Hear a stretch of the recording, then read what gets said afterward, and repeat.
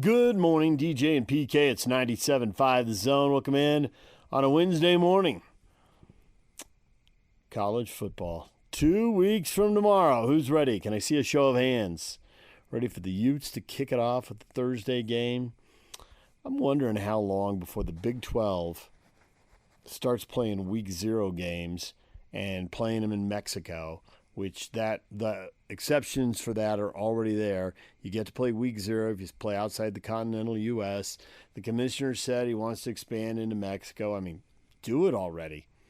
Create new TV product that you can sell because you've sold your home games as part of your conference TV package, but these wouldn't be home games. These would be neutral games in Mexico.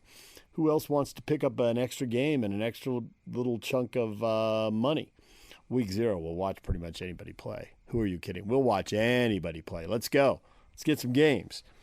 But the Utes don't have a Week 0 game, so we got 2 weeks and a day until they kick off. Nate Ritchie's intriguing. At safety, he played. Then he went on a mission. He came back, and they were really good at safety, right? They had second and fourth round draft picks last year. He did get to play some, get back, and now obviously they need to have him take a much bigger role. Is he ready for that? How good can he be? Things really do line up. They've had a lot of good safeties, and when you play early the way he did, it doesn't guarantee, but it does suggest there's a pretty decent chance you could be that guy. Here's Nate Ritchie talking football with the media. The coaches kind of said that last year was just an adjustment period for you coming back from your mission, and they expect you to, big things out of you this year. Can you compare yourself at this point last year to this year? I think it's just been a year of getting my body back, just like the coaches just said. I mean, I feel stronger. I feel like I'm able to really, push through all of the hard times more, just because I have more strength and more confidence in my body.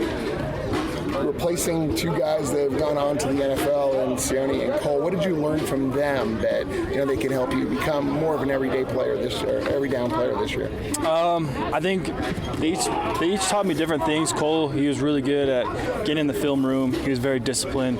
Baki was very aggressive, very strong. So just always, in those aspects, from Cole, watching film with him, Baki, just seeing him on the practice field, seeing the things that he does to get off blocks and to make tackles. So, how has this room changed from the time that you started as a freshman to where you are now? Oh, it's changed like a lot, I guess you could say.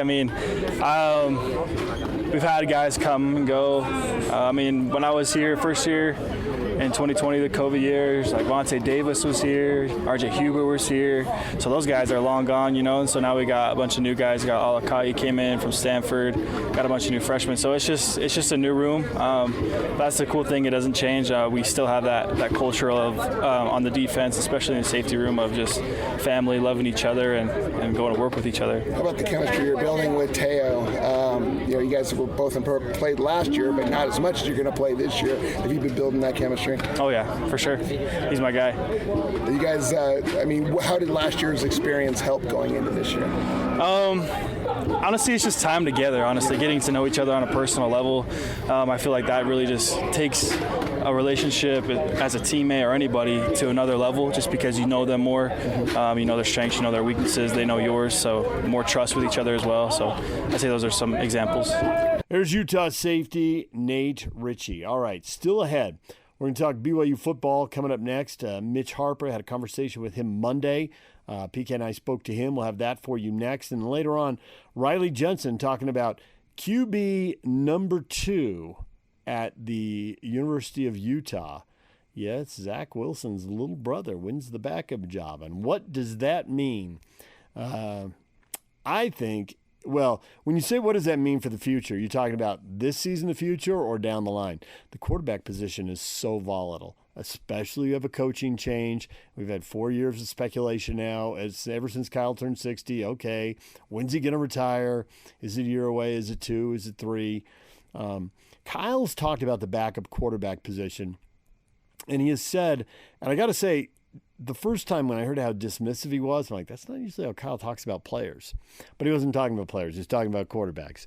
And I have to say that ultimately what we've seen at the U and at other schools kind of bears out the frustration he revealed there. You can't worry about him being happy, and the reason is you really can't make him happy. You know, Cam didn't play last year. Which quarterback do you play?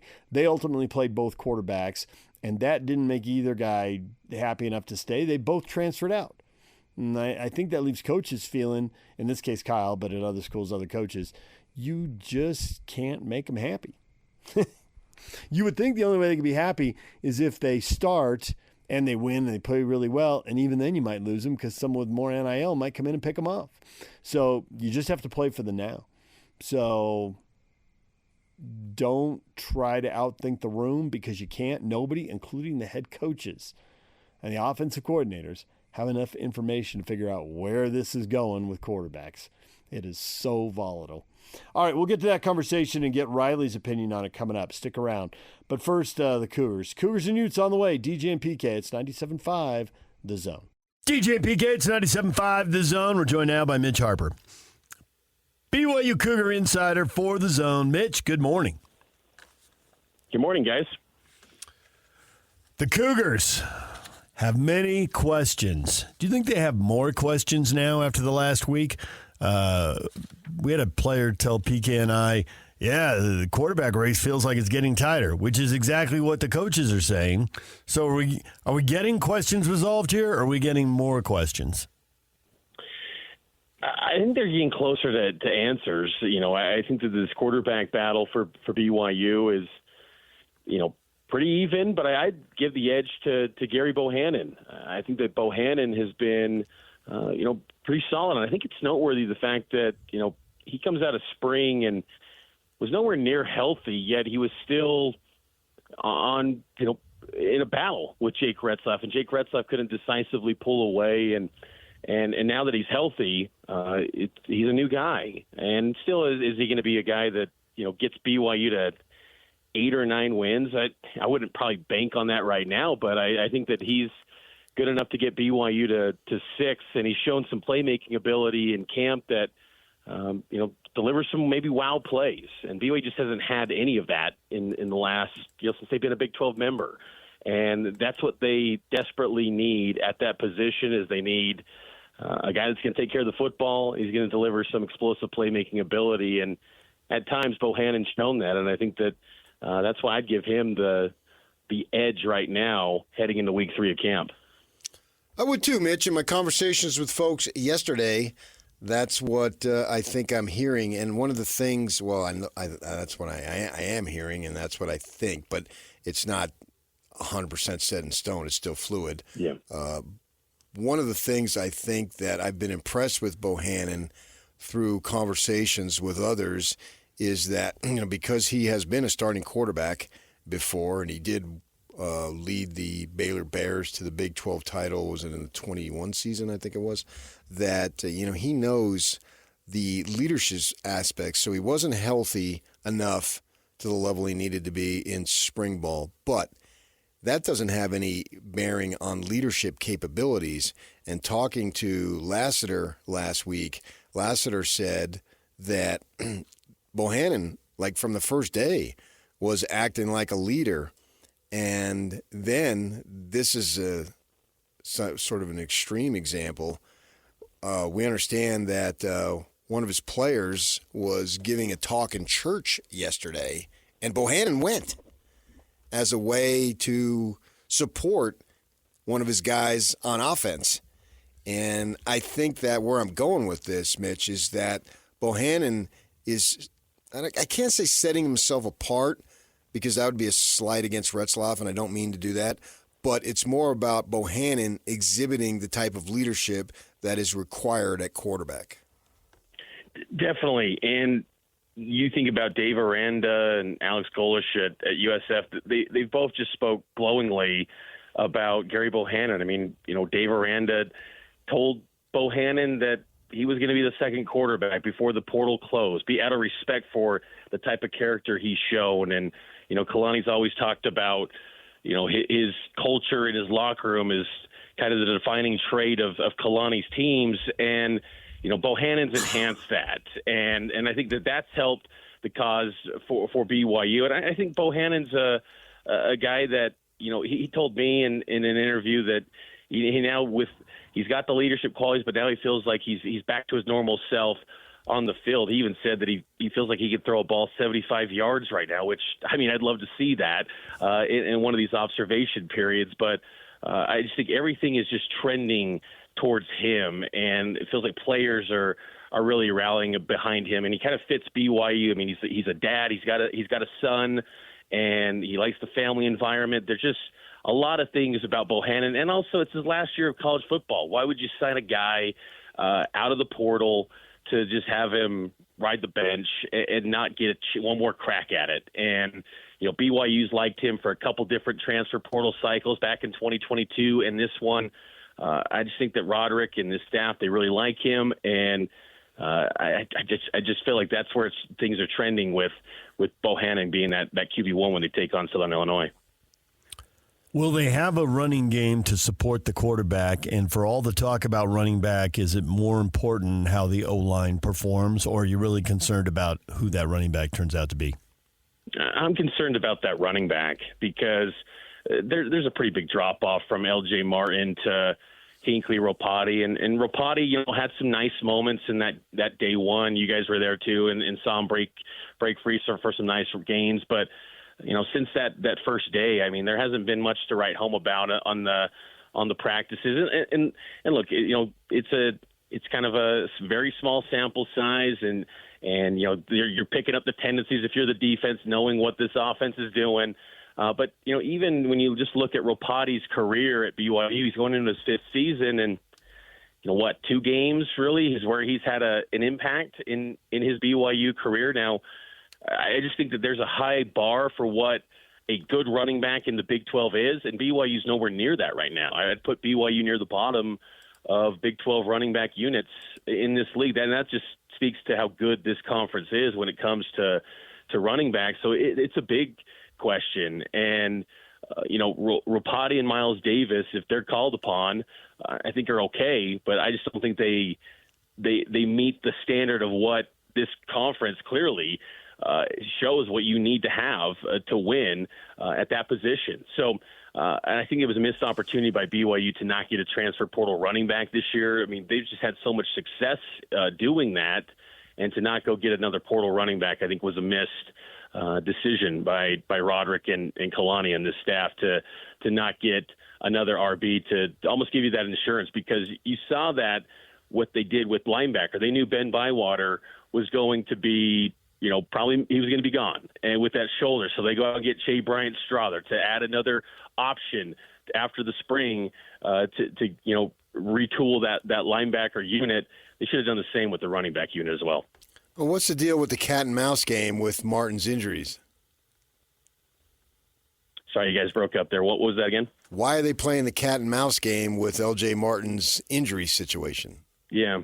That was so strange in day 3 of camp. I mean, we haven't seen him at all in a team portion snap in the 11-on-11 segments of practices, and he's gone through everything else of practices, but we're never seeing him in the team portion. And they're putting out the belief that he's still going to be good to go and play against Southern Illinois. Could this, Kalani's had history of sometimes having precautionary deals with, because they know what L.J. Martin is. They feel like he's going to be the RB1. But still, I mean, these are valuable snaps when you're trying to form your identity as an offense.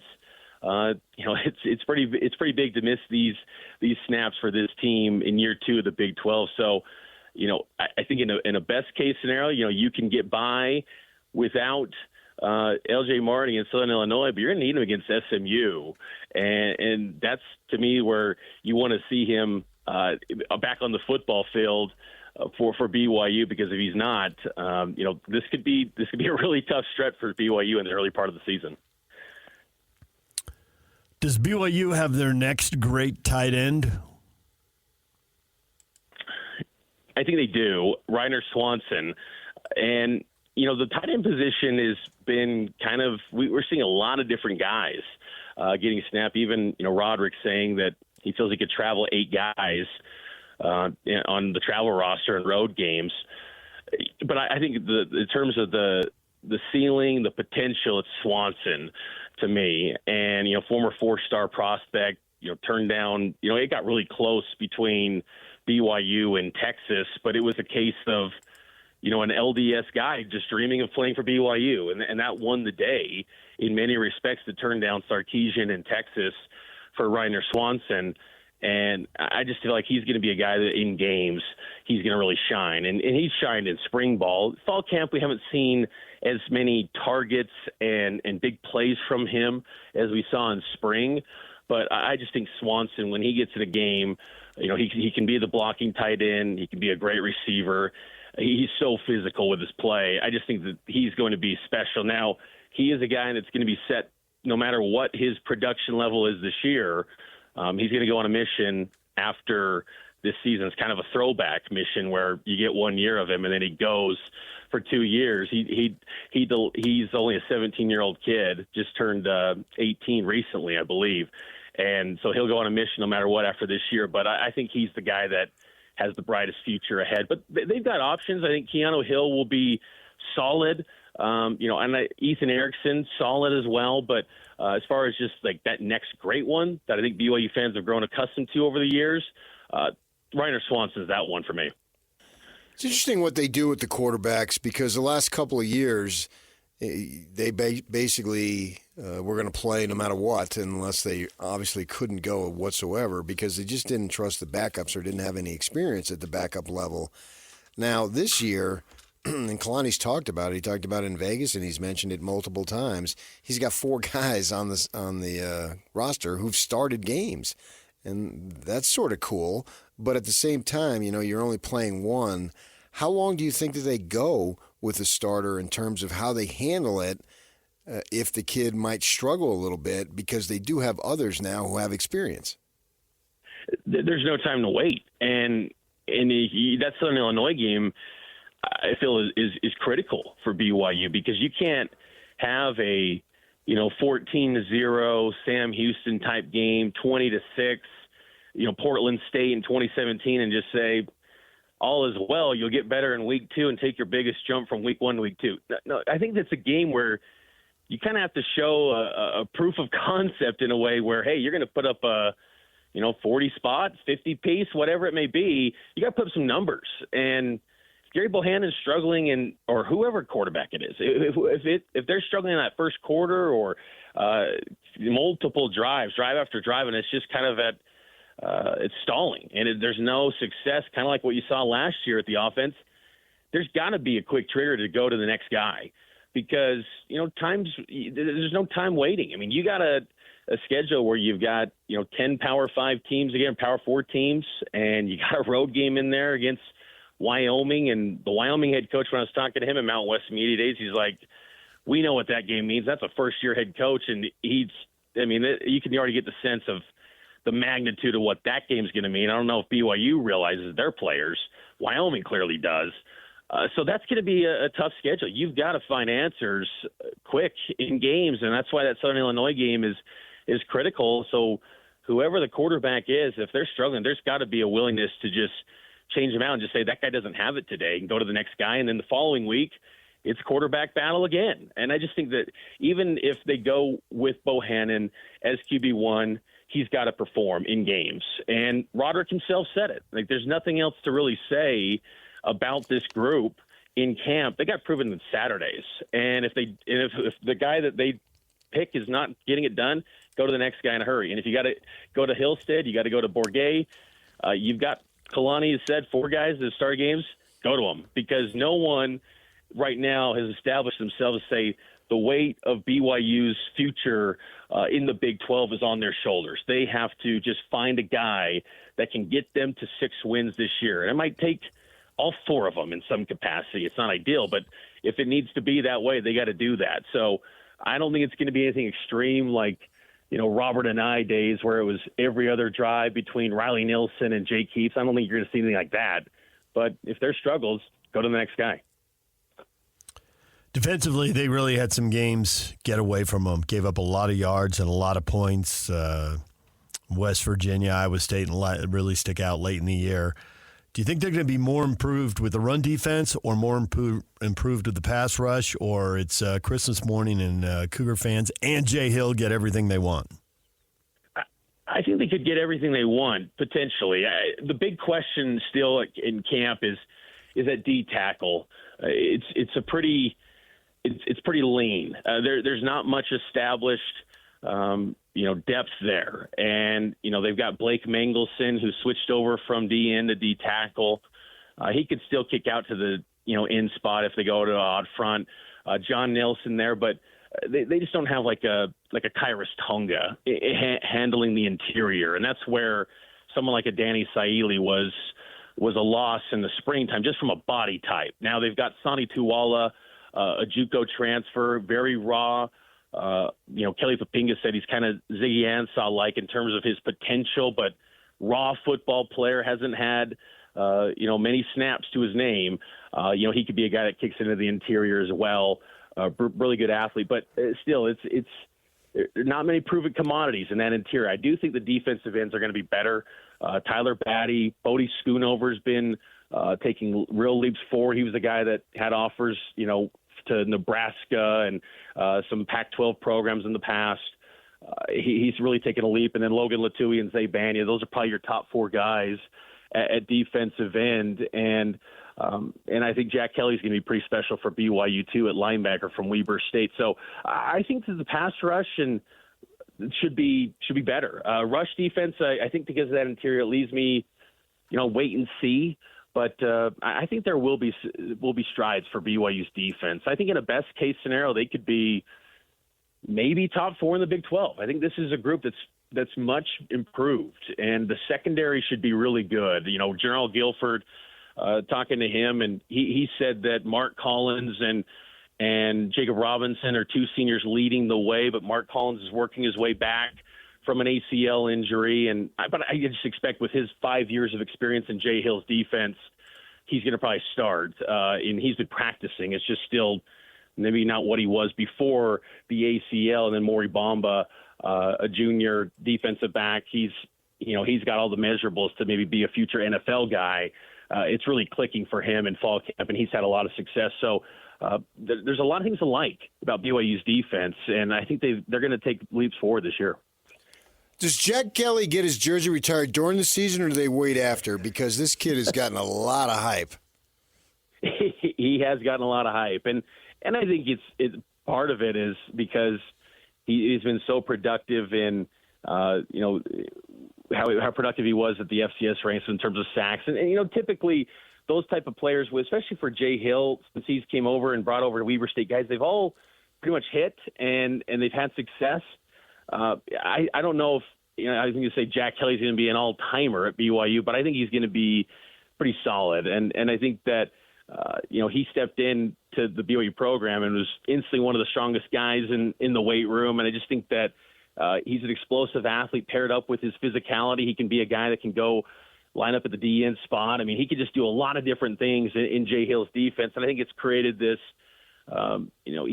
this feeling that he could be pretty good. And again, I think too, I used to kind of in the past think, oh, that's not as big of a thing. But once you kind of see it week after week in power conference, he is kind of a, power conference body type. And, in the past, BYU last year, there were just many games where you roll into Stillwater and you go, BYU doesn't have anything that looks like that. Like as far as just builds and measurables on certain position groups, whereas, Oklahoma State's and Iowa State's, they had it. And you go, that's what BYU needs. And maybe that's where Kalani ties back to, he always brings up the parenting reference of year one to year two, or first kid to second kid.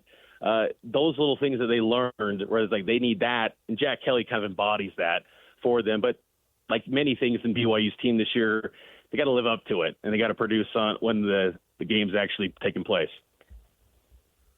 So when you add all this up, and you got 2.5 weeks to get new information before we even get to a first game. But sitting here today, how confident are you they can finish bowl eligible and finish with a winning record? Sorry, you broke up, DJ. How comfortable are you with the thought that the Cougars could finish bowl eligible and finish with a winning record?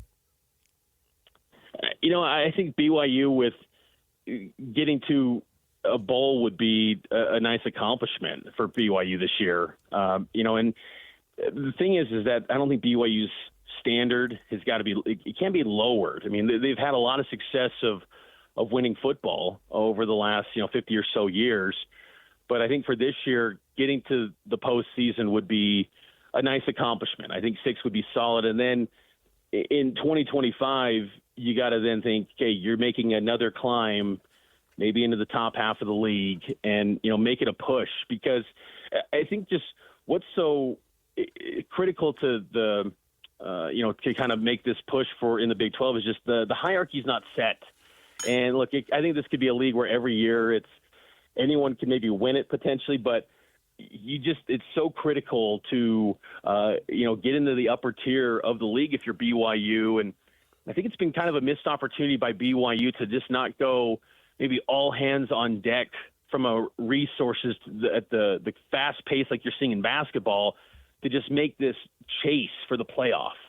Whatever you need, Kalani, for quarterback or NIL resources, just go all in, because you just never know how long this current structure of the Big 12 and the playoff is going to last. So capitalize while you can. And but 6, considering their roster this year and what they've put together, I think they're going to be improved this season. I think they can get to 6. But then going forward, it's got to be, you got to take another climb. And I think also too for BYU, an important piece for Kalani and his job going forward is that he's got a lot of talented freshmen in the program right now. Even Jay Hill has spoke glowingly about them, being a home run class. If those guys show flashes too of maybe some playmaking ability this season, I think that could be a nice piece for Kalani and his staff. Say, like, even if they got to a point where it was, 5-7, and at season's end, and what does Tom do going forward? He could say the future looks bright with this freshman class, but still, to me, I think you got to get to the postseason no matter what, because you can't just have back-to-back seasons and feel all as well for the fan base to keep paying the high prices and keep paying out the money to think that's a good product. So it's critical to get to 6, and I think if they did that, I think that would be a solid year in year 2 in the Big 12. Mitch, we appreciate the time, as always. Thanks for stopping by for a few minutes to talk college football and talk BYU football. You're the man. You bet, guys. Take care. There's Mitch Harper talking with PK and I on Monday. When we come back, Riley Jensen talking Utah and the race, the decision for QB number 2. That's next. Stay with us. Big news coming out of Utah's camp. They decided to go with the freshman. First-year freshman did have spring ball, Isaac Wilson as the backup to Cam Rising, thinking that maybe that gives him a leg up. Now, somebody who's worked with him and knows quarterbacks in and out is Riley Jensen. Jake Scott sitting in. Riley, good morning. What did you think when you heard that announcement? I thought it was apropos, right? Like, I thought that was about what I thought was going to happen. You did? You thought it was going to happen. And by the way, neither of us speak French. On our show. We don't speak French, so don't give me the apropos stuff. Speak regular English here. Don't get all fancy. You thought it was going to happen. I did think it was going to happen. I talked about it. I'm not denying that you said that. I'm not denying that. You're so disagreeable. I don't know what to do with you. I didn't think that it was going to happen. You did. So you're not surprised. I'm at least mildly surprised. Here's why I'm not surprised. The reason why I'm not surprised, number one, Isaac was a phenomenal quarterback at Corner Canyon High School, and all of the quarterbacks thus far that have played at Corner Canyon, it feels like have gone on to play well at the next level when they've gotten their chance. So there's a pretty good opportunity for a player that plays for Eric Kerr in that high school program to have that translate to the next level. But when you go into a quarterback competition, and this is why you have to be careful when you're getting older in your career in football, and you need to win one of those competitions early in your career, is because the underclassman always has the advantage because they're projecting that if it's even, then the younger guy is the guy that you go with. So really, all Isaac had to do, and I don't take that phrase lightly, but all he had to do was play even with the other quarterbacks to win the competition, where the other two quarterbacks had to be significantly better than the others in order to win the competition. Because you're projecting into the future, you're projecting into what he can be, not what he is. And if it's even, then he's going to get the nod. Now, he has the size, he has the arm strength, he has the athletic ability. There's been plenty of highlights of Isaac Wilson making great throws and great decisions. He comes from a family that, the one thing that I have to compliment Mike Wilson on and Isaac and Zach is they're football junkies. They love the sport. They love the game. There's no question that Isaac was in the film room. There's no question that in spring ball he was sucking in and soaking in as much information as he could from Cam Rising, from the coaches and the coaching staff and Coach Ludwig. And so to me, it's not a surprise from the standpoint of you don't have to do as much when you're young. And I'm not taking away from him winning the second spot. You don't have to do as much to win the second position. Mechanically, Riley, what does he do right? Well, mechanically, there's not a lot that he does wrong. If I were to be critical of him, it's when he gets a little bit lazy with his feet that he gets into throwing errors, meaning his feet are facing one way and he's throwing the other. But for the most part, I mean, this is a guy that has really, really solid mechanics. He's a very, very athletic player, and I don't think he's quite as athletic as Zach, but I think in some ways his arm strength is better. I don't know if his accuracy is where Zach's was as a freshman in college, but he's pretty dang close. And so there's a lot to be happy about and a lot to be excited about with Isaac Wilson in the second-string quarterback position. The other thing that I thought was a telltale sign was you have Heward that was coming in really, really late into the game because he's coming in after spring ball. And really with Rose, I think that if we were reading the tea leaves, the fact that he didn't play in the bowl game last year and that they didn't play him and that they didn't give him an opportunity to step up and play in that bowl game was a big indicator about how they feel about whether he could be a future starting quarterback at the University of Utah. Riley Jensen joining us, quarterback extraordinaire and mental health coach. So you definitely think this says more about Wilson rather than a slight to the others, or is it a combo? What do you mean by slight? Well, they're not good enough. So Isaac didn't necessarily needed to wow. He just needed to be okay because the others aren't good enough. I don't know. I'm asking. I'm throwing it out there. Yeah. So I think it's more of a slight. I think it's more of a slight to Rose. I think that you and DJ and that you and Jacob brought up some good points about Heward. I mean, what sort of decision do you make now? I mean, it's really only that you lost the second string position. Now, the hard part about now that this decision has been made is the third and the fourth string quarterback get hardly any reps during team. The only other quarterback that gets reps during team, and it's about 20% of the reps, is the second string quarterback. And that's where Isaac now gets to develop himself, and he gets to step in as a leader. He gets looked at a little bit differently by teammates, and he gets to grow into that leadership position as maybe the incumbent. But as you and DJ pointed out earlier in the hour, it's hard to just say that without an exception to the rule, because football is so different now with NIL and with free transfers and with money that is going out and around everywhere. I don't know that it's just a straight line for Isaac like it used to be, but it's certainly a big step in the right direction for him, and it's certainly grounds for celebration in the Wilson home, because you're doing the things that you're being asked to do. Nobody was asking him to come in and beat out Cam Rising. They were asking him to come in and compete for that second string job, And as of right now, and it always changes in college football, but right now he's the second-string quarterback, and that's a big start for him. How much do you think the probability of a quarterback transferring plays into decisions on depth charts? More than it ever has.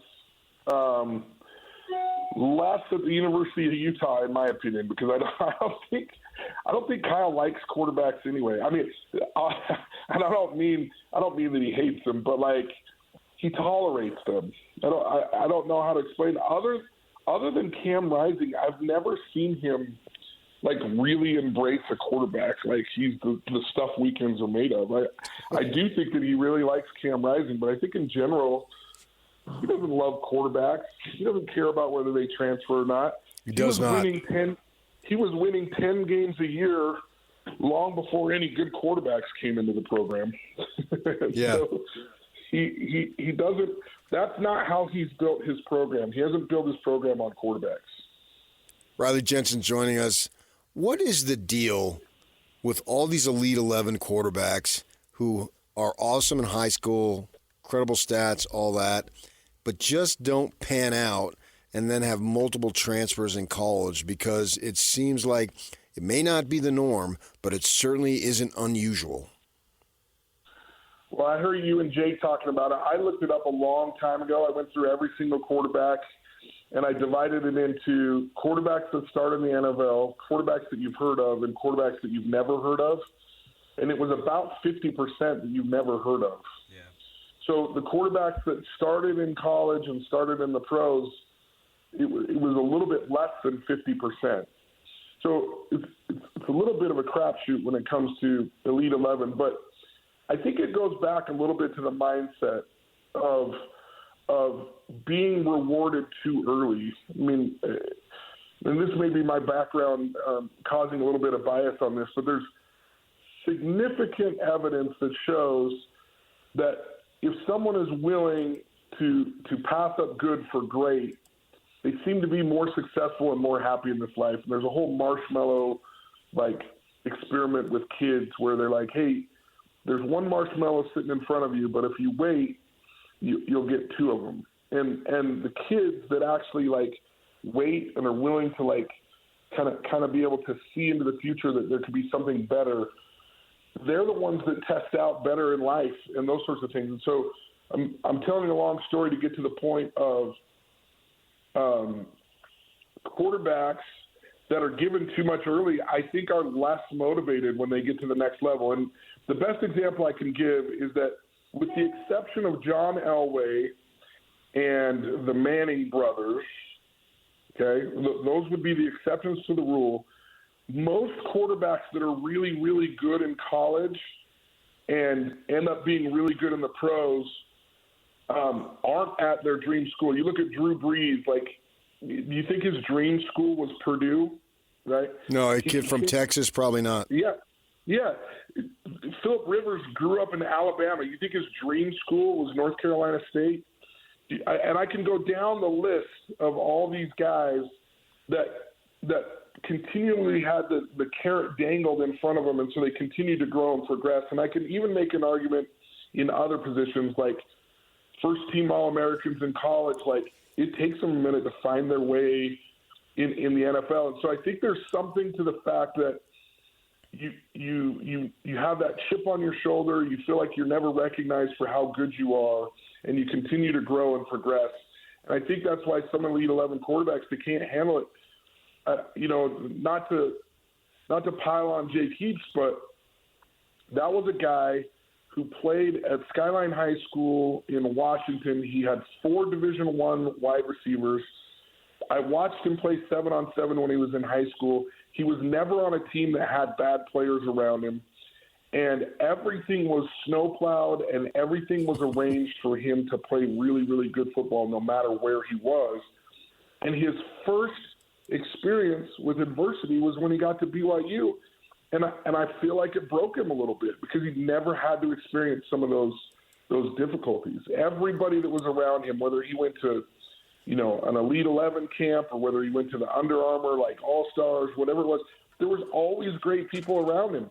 And when he got to BYU and he had to fight on his own merit for a minute, it didn't help him, and he ended up. He was one of those guys that transferred to 3 different schools before all these rules happened. Yeah. And so, I think a healthy dose of adversity and a healthy dose of some sort of experience that builds moxie for a quarterback in high school is really helpful to the next level. And so, to get there, it's difficult, and it's difficult to maintain a high level of play at that position. So you speak of first-team All-Americans needing a little bit of time. How about first-team All-Whackers? The joke that never dies, right? The joke that never dies. Listen, both of you guys sitting in that room right now, you guys both have some quotes that we can't even replay on the radio. Agree. Otherwise, we shouldn't they'd even be talk number about one. They'd be number one. They'd be number one. I'm just amazed that we still have a first-team All-Whacker. That drop. Do you know how old that drop is? Dude, it's made it through 3 different radio groups. It was... I don't want to get into which radio groups, but it's gone from one to another, and this is now the 3rd, and it's at least, I think it's 20 years old. When did Kobe Carl play? Because I was talking about Kobe Carl. Is Kobe Carl still alive? I don't know. I think him and his dad have had cancer, and they're doing well, but... He's a first-team All-Whacker. That was back in our taco maker Jake's Over the Top days, Riley. It was. Yeah, buddy. It was good times. Exactly right. That's good exactly times. Right. Who are you referring to again? Kobe Carl. Kobe Carl. He was a first-teamer. He's a first-team All-Whacker. Yeah, so it says he earned first-team All-WAC honors in 2007. So we're talking 17 years ago, guys. Yeah, that's a long time. 17 years ago, and this joke is still alive. Wow. The best ones always survive, I guess. They're classics, no. yes. The best ones have to die, or else we'd all get in trouble on the airwaves. What's the Eagles' most famous tune? Hotel California.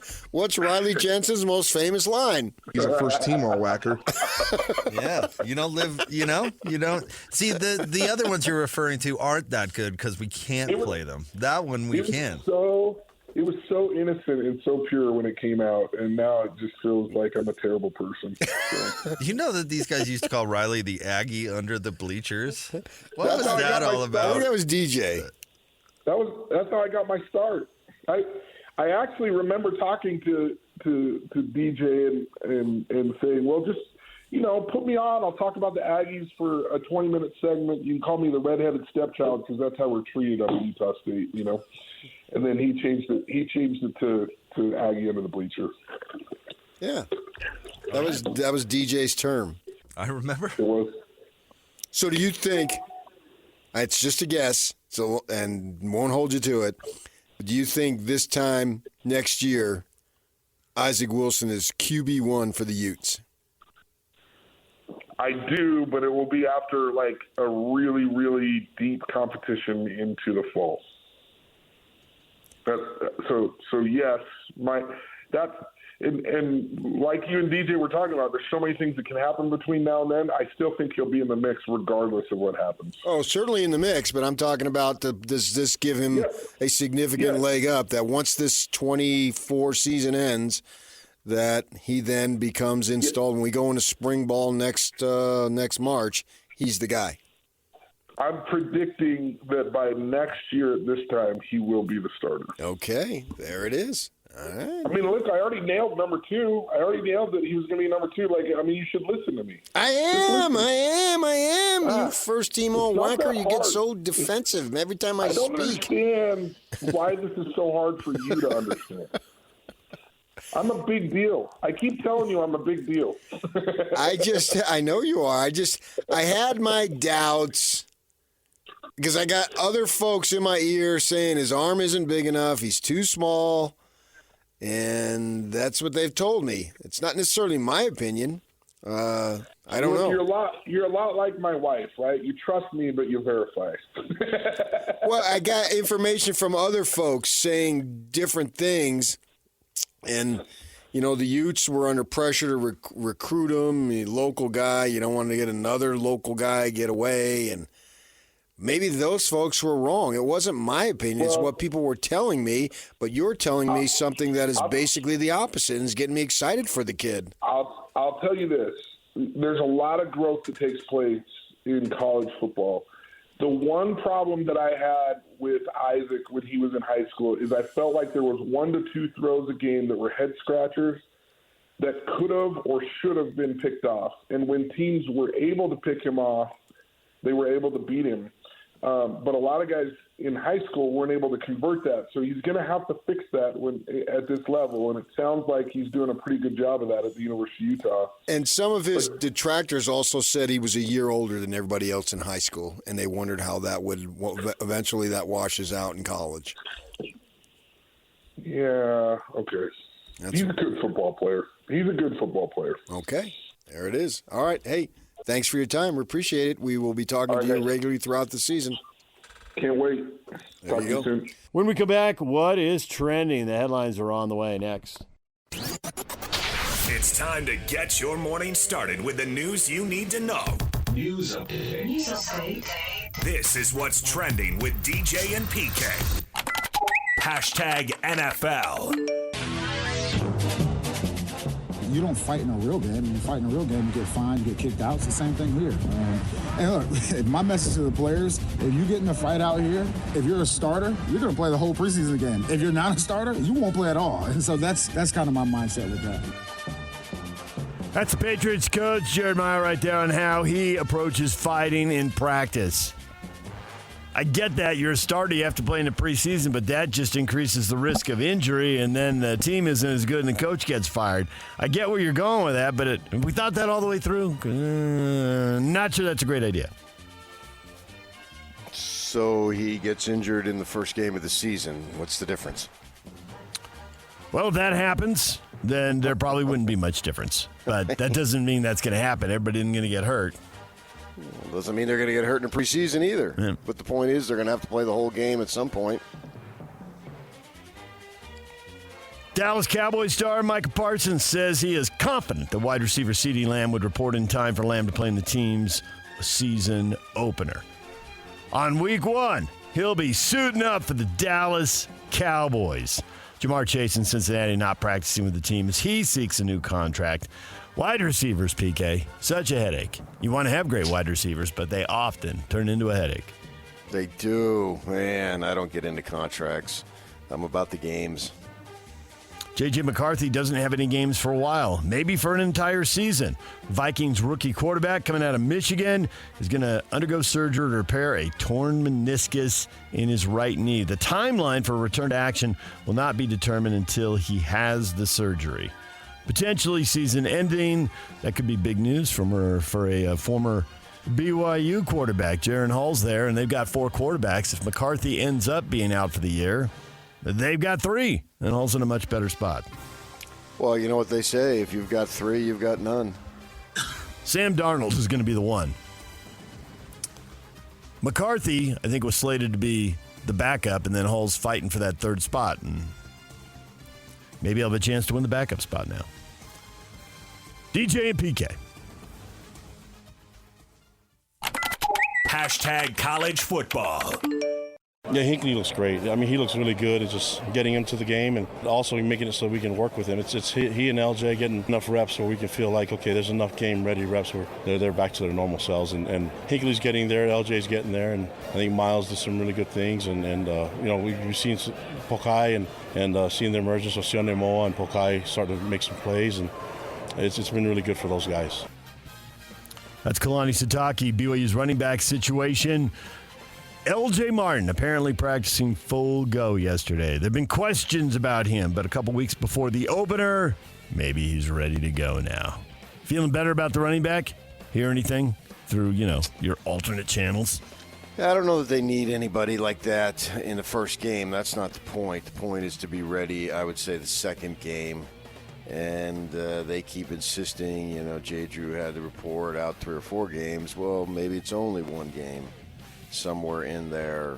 And what level of health does he, speaking of Martin, obviously, does he have in the first game that he plays? As I say, I don't think it's a big deal if he doesn't play in the first game, because if you need any singular person to win the first game, then you're going to be in trouble the rest of the season, right? That stands to reason.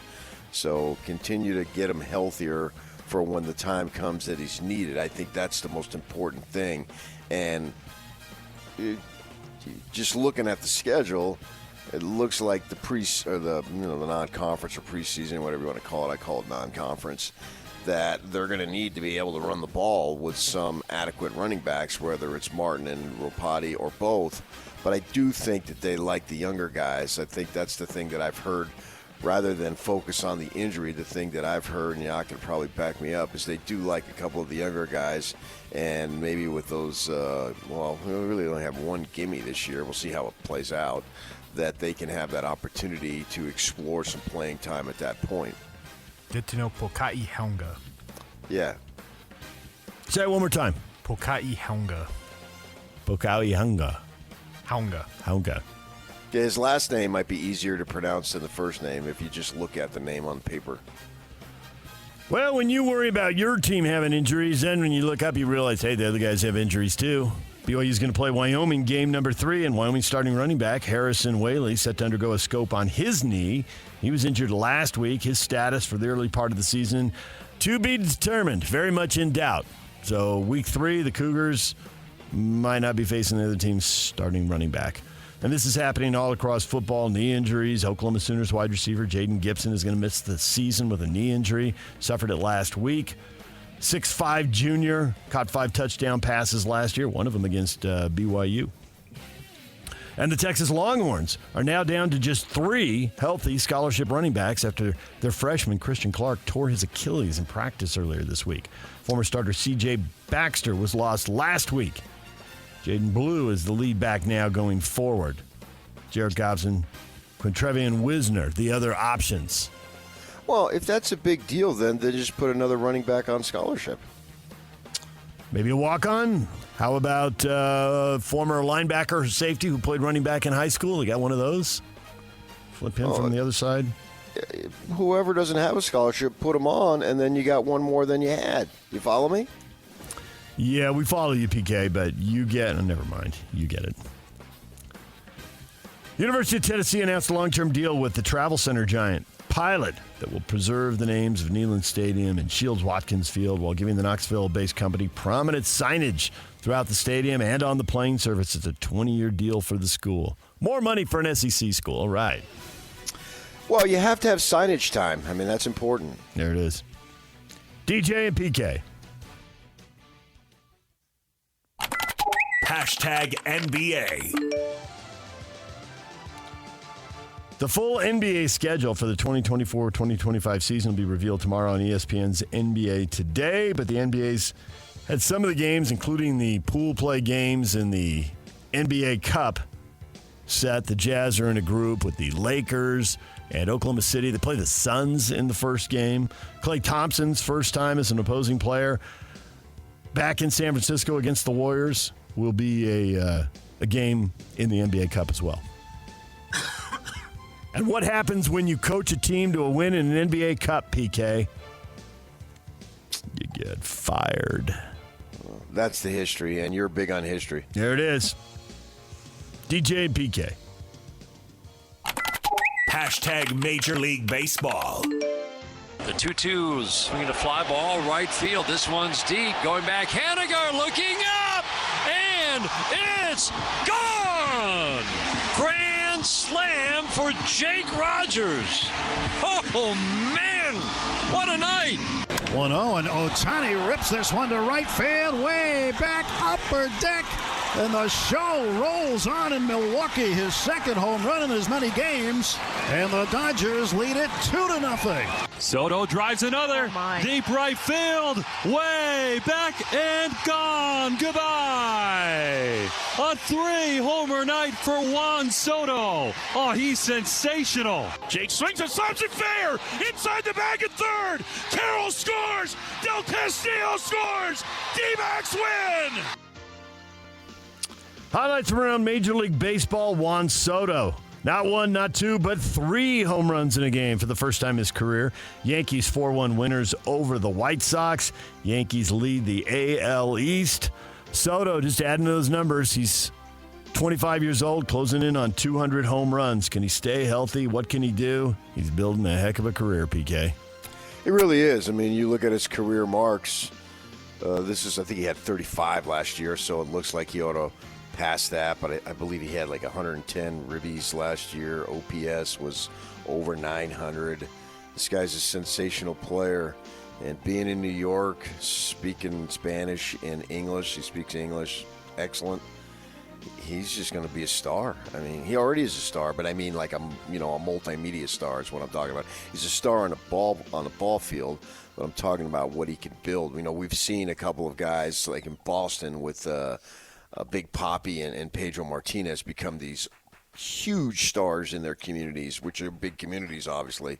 And Soto, he's on his way of doing that, man. He's just a great, great player. Yankees have the lead in the AL East. The best record in the American League belongs to Cleveland. Guardians beat the Cubs 2-1. Cleveland tied with the Dodgers for the best record now in all of Major League Baseball. The Dodgers win again. They beat the Brewers 7-2. You heard Shohei Ohtani. That was his 37th home run of the year there. The Dodger health news, it's like every day, okay, this pitcher's coming back, but this pitcher's going to have surgery. It's nonstop, and yet the best record in baseball tied with Cleveland. Well, they're getting guys back. I mean, we talked about it yesterday. They're losing their rookie, Ryan pitcher, but guys are coming back. Kershaw pitched well the other night. They're expecting a couple other guys to come back. Betts is now back. I think Betts arguably is the best all-around player in the game, certainly the best all-around player on their team. They're 2-0 since he's been back. They've won comfortably both games. That's why I still say they're going to win the division. I don't know what that means in the postseason because it tends to be a crapshoot, but they should be fine there. Dodgers win. The teams chasing them also win. Padres shut out the Pirates 3-0. Diamondbacks 4-3 over the Rockies, 2 in the 9th, and they walk it off to win again. Game-winning single from Jake McCarthy. The Bees opened their series in Sacramento with an 11-7 loss to the Rivercats. Same two teams play again tonight. First pitch at 7:45 with coverage on the zone starting at 7:30. That is what is trending. It's brought to you by Shamrock Plumbing. There's no job too big or too small. Get the personal touch with Shamrock Plumbing.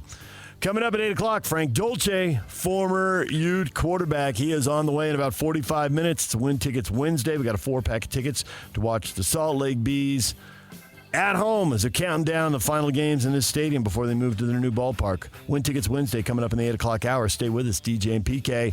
It's 97.5 The Zone.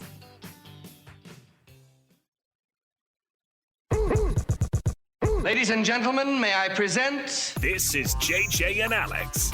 Joining us on the program right now, he is one of the gurus of college football, knows everything top to bottom in the game, so we're going to ask him top to bottom of all of it.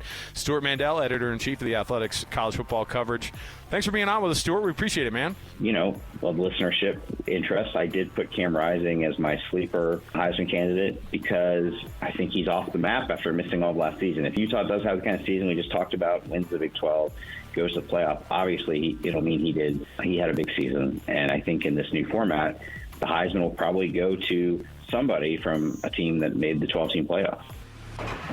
Catch JJ and Alex afternoons from 3 to 6. Presented by G2G Bars on 97.5, the KSL Sports Zone.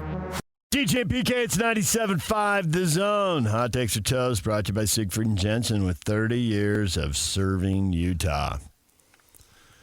PK, the countdown to college football is on. Everybody wants to know how their team's going to do. It's, of course, impossible to know. Is there any chance we're overvaluing both our teams? We're too hyped up for the two Big 12 teams in our market? Boy, I think it's impossible to overhype BYU. They don't have any hype. So if you ain't got hype, you ain't got hype to lose. And I think that the only one that you can make that in the state is Utah. They have hype. Utah State doesn't, and BYU doesn't. I'm not sure about Utah Tech. I might wander over there after I get done with Black Desert today to find out what the hype is. Do that. Find out. Get to the bottom of it. What's happening in the WAC? They got that new coach from Stanford, the defensive guy. Lance Anderson. So, yeah, old Lance. We had him on the show, didn't we? We did. I think we did. Yeah, Steve Clark's there. So, yeah, I don't think that they can be overhyped. Speaking of BYU, because they literally have no hype. The Athletic wrote a story based on 100 simulations, for whatever that's worth. Utah came out with an average of 9.2 wins, BYU 4.1. If the Utes end up on 9 wins or the Cougars end up on 4, the fan bases are disappointed. That is not good enough for either fan base, I would think. They had the Utes win in the conference about a quarter of the time. They go 9-0 in conference. 9-0 in conference and 0-3 in the non-conference. That'd be a wild season. Yeah. Yeah. Well, it depends, though, because does 9 get you in? The whole thing is the playoff, right? So if they get in the playoff and 9 gets you in, you get some type of tie, and then you win the game in Dallas, I don't know that it's disappointing. I mean, the Diamondbacks got in with 84. I think you jealously told me that on the first day of the playoffs, and they went to the World Series. Was that a disappointment? They only had 84 wins? The only disappointment is they lost the World Series, but it was a phenomenal run. So I cannot say 9 wins. I never looked at numbers, and that's the be-all, end-all. It just doesn't work for me. And so if there's a way that they can get in with a tiebreaker and then win a ball game in Dallas, and they're in the postseason, the playoff, not just the postseason, but the actual playoff, then who cares what happened along the way?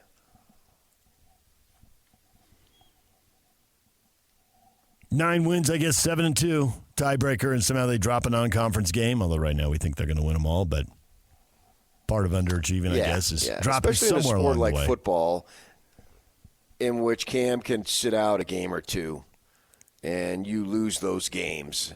So they point to, well, he was out.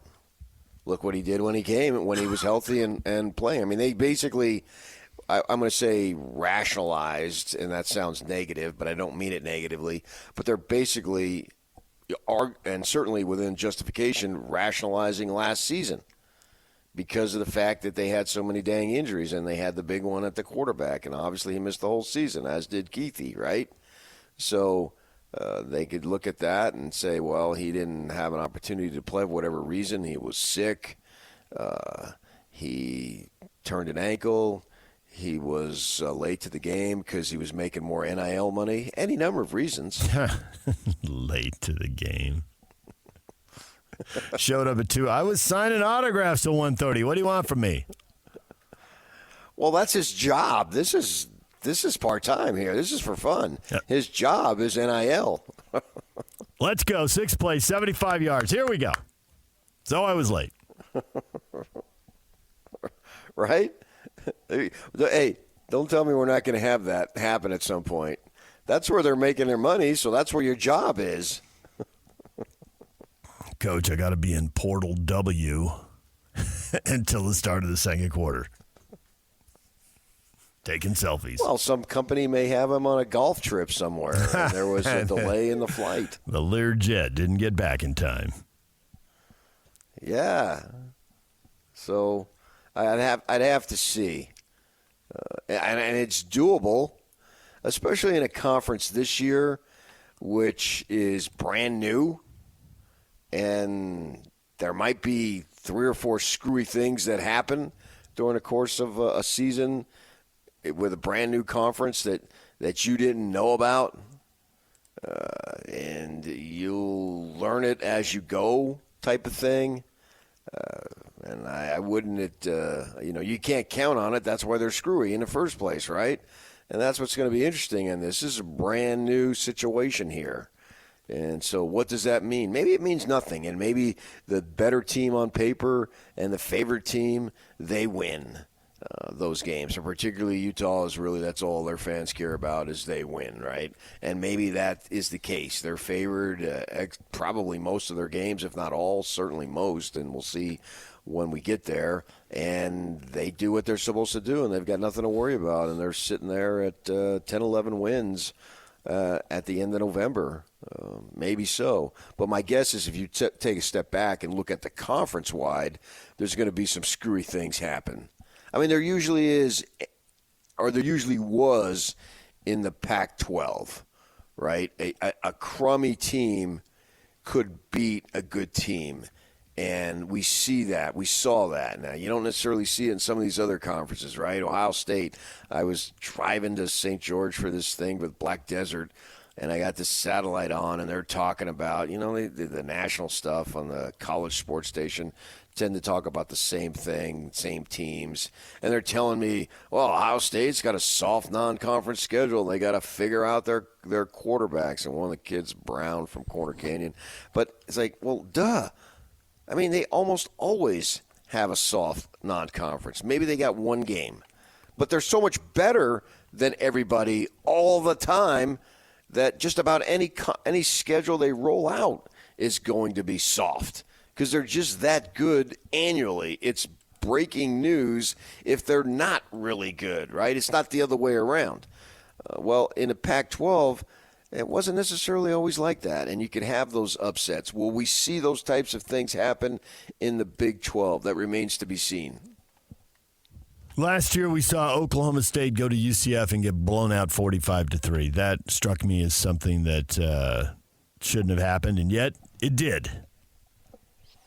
Oklahoma State early, right? Oklahoma State was really good, and you go on the road, you can lose, but they just got worked. Whooped. And maybe we'll see some of that some more. Shockers. Yeah, and you don't necessarily need to get whooped. You can lose. Losing is losing. Yeah. However it plays out. Yeah. And so you're going to have some teams here, obviously, that are still, even teams that were in the conference last year, are still going to places that they haven't been. That's part of the magic of this league. Everybody's going to have to do it. Yeah. And it's going to take a while.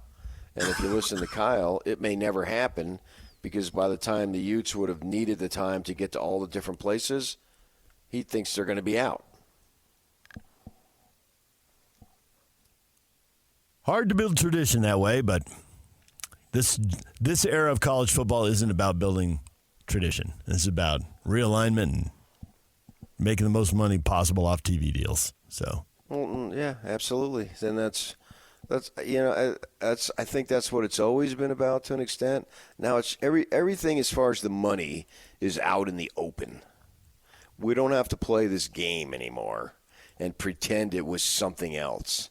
Pretend it was first and foremost an academic endeavor, as my man used to say. A great line. Well, it's not first and foremost an academic endeavor. It's first and foremost a cash endeavor. And now everybody knows about it, right? And that I think that you may not like it, but I've always felt my philosophy is give me the truth, and then I'll figure out a way to handle it. One way or another, I'll handle it. I may not like it, but I'd rather have that than have a smokescreen and try to pretend that it's something else that it's not. That's what's always gotten under my skin. Like a bunch of media members are fans of the team. Okay, you're a fan of the team. Don't try to hide it. Or you're a fan of a particular political candidate in real life. Okay, don't try to hide it. As Shania Twain once said, okay, so you've got a nice car. You know what I mean? And man, I feel like a woman, right? Okay, you got a nice car. Well, I can deal with that. Don't try to smokescreen me. That's what drives me nuts. Dun, dun, dun, dun, dun, dun, dun, dun. So any smokescreen, if the Utes are at 9 wins, have we really overestimated who they are? Or if BYU ends up at 4 wins? I think that I'd have to look at, again, I can't just look at numbers. How I'd have they to got see there. the context of the season. But I will say there's a possibility I could spin good enough for Utah at 9. But there's hardly a way I could spin 4 wins 4 and 8 for BYU as anything but, a big disappointment. Those guys on the coaching staff are in trouble. Right? 4 wins. That's a regression, obviously. And you've been telling me that you're getting better. You got to build it. And, okay. Utah, they had that first season. It was a screwy season. The league wasn't in a good spot. They took advantage of it and found a way to get some wins there. But then they go 5-7 the next couple years. But at least there wasn't regression. And I'm trying to remember. I can't even remember all the games. That's just too long ago to remember that many games. The regression was in league play. They went from 4-5 to 3-6 to 2-7. Yeah. That's the part I remember. Right. That's just record-wise. And the reason why I bring up Utah is because the Cougars have brought up Utah about how there was an adjustment period. So, yeah, okay, so there was an adjustment period. We get that. And for them, they got out of it. BYU, it's all about sell. What are you selling to your fan base, to the media, most especially to your recruits? Because now you're expected to go toe-to-toe and win your share of battles with Utah in recruiting, in-state, certainly. If they go get a kid from Florida, a non-LDS kid who somehow has a connection, he wants to come, or Texas, okay, we understand that. But these local kids, especially if they're of the sponsoring religion, I understood anyway, when you were an independent, you were up against it because Utah was in a better situation. It's just a fact. Well, now that factor has been removed. And so now it's about you being able to recruit successfully against them. And we were talking to Kelly Papinga. He felt like this past season they had success in that situation of going up against Utah. And they should now, because what does Utah have that BYU doesn't in better English than what Larry Johnson did that Karl Malone not did, right? Utah has an immediate better tradition. I think they're still in a little bit better of a program. They're maybe not even little, but they're still a better program. But the kids that you're recruiting, they're looking at 2-3 years down the road, right? Especially if they go on a mission, they're not going to be here the next 2 years. So you got to be able to sell your program in a positive light. And 4 wins, man, that's going to be hard to do. 4 wins would almost certainly be a disaster. Right. It just seems like there's so many games from last year that could be turned around, especially if they brought in better players. You got to be healthy, and we're all wondering about the key position of quarterback. But 4, yikes. Now, all these simulations are going to flatten. The best-case scenario for every team is better than this. I mean, there's 100,000, so there's disaster scenarios where you have a bunch of injuries and lose a bunch of close games that pull all these averages down. So these simulations, when I see that, I don't even bother opening them. You don't care. They literally make no sense to me. They look a lot like the preseason poll, both the conference poll and the coaches and the media top 25s. The 5 teams that got first place votes are the 5 teams that ended up in the top 25 with the coaches and then the media. And they're 5 of the 6 teams here with Iowa State having a slightly better chance than Kansas to win the league. So people are, You can argue to what level this will happen, and we won't know until we get to the actual games, but people are spotlighting the same teams. Utah, Kansas State, and Oklahoma State. Right behind them, kind of the next tier, Arizona and Kansas, maybe Iowa State too. Keep looking at the same teams. So those aren't really simulations, they're just forecasts. Well, I agree with those forecasts. Yeah. They use the simulations to forecast so whether it's some guy running 100,000 simulations or somebody submitting a vote for the conference media day, they're valuing the same teams. I don't even know what a simulation is. It literally makes no sense to me. It seems like every night you see something come up. Oh, this team had a 3.4% chance of winning, and then they did, right? Because they go in the moment. That thing. And I get it. It's a discussion point, so I've got no problem with that. And whoever wrote it or did it, you're sort of in a quiet time right now. We're halfway through the training camps. It's like, let's get on with it. I mean, you don't even have any practice games to play. At least in the NFL, you bring in a team. Pittsburgh might bring in Cleveland or something because they're close by and they can scrimmage a little bit. And then you have a preseason game that you can overblow.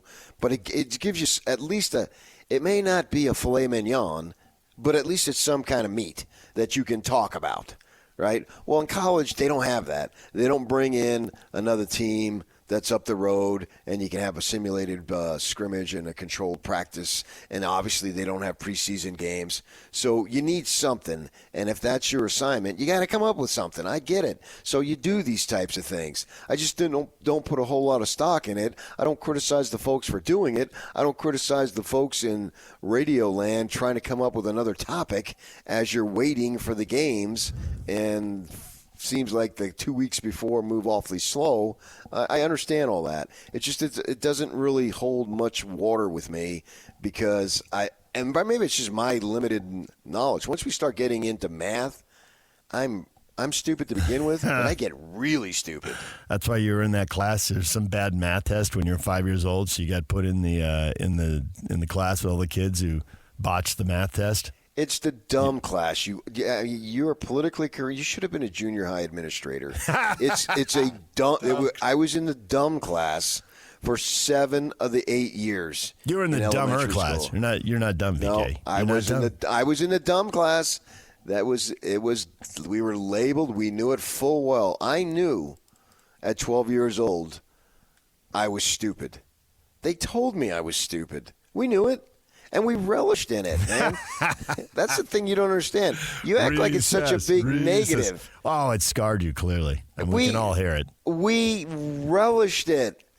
We instead of family on 3, we're stupid on 3. I'd give anything for a sideline mic to pick that up in the postgame. Coach, did we really hear that? And then 8th grade, since they realized, we've sent a 7-year message that shouldn't be sent. Then they went and did every other one, and so you had half the class then were smart and half were stupid because we had 2 grades. 2 grades of first grade, 2 grades of second grade, blah, blah, blah. You mean 2 classes? 2 classes, I should say, yeah.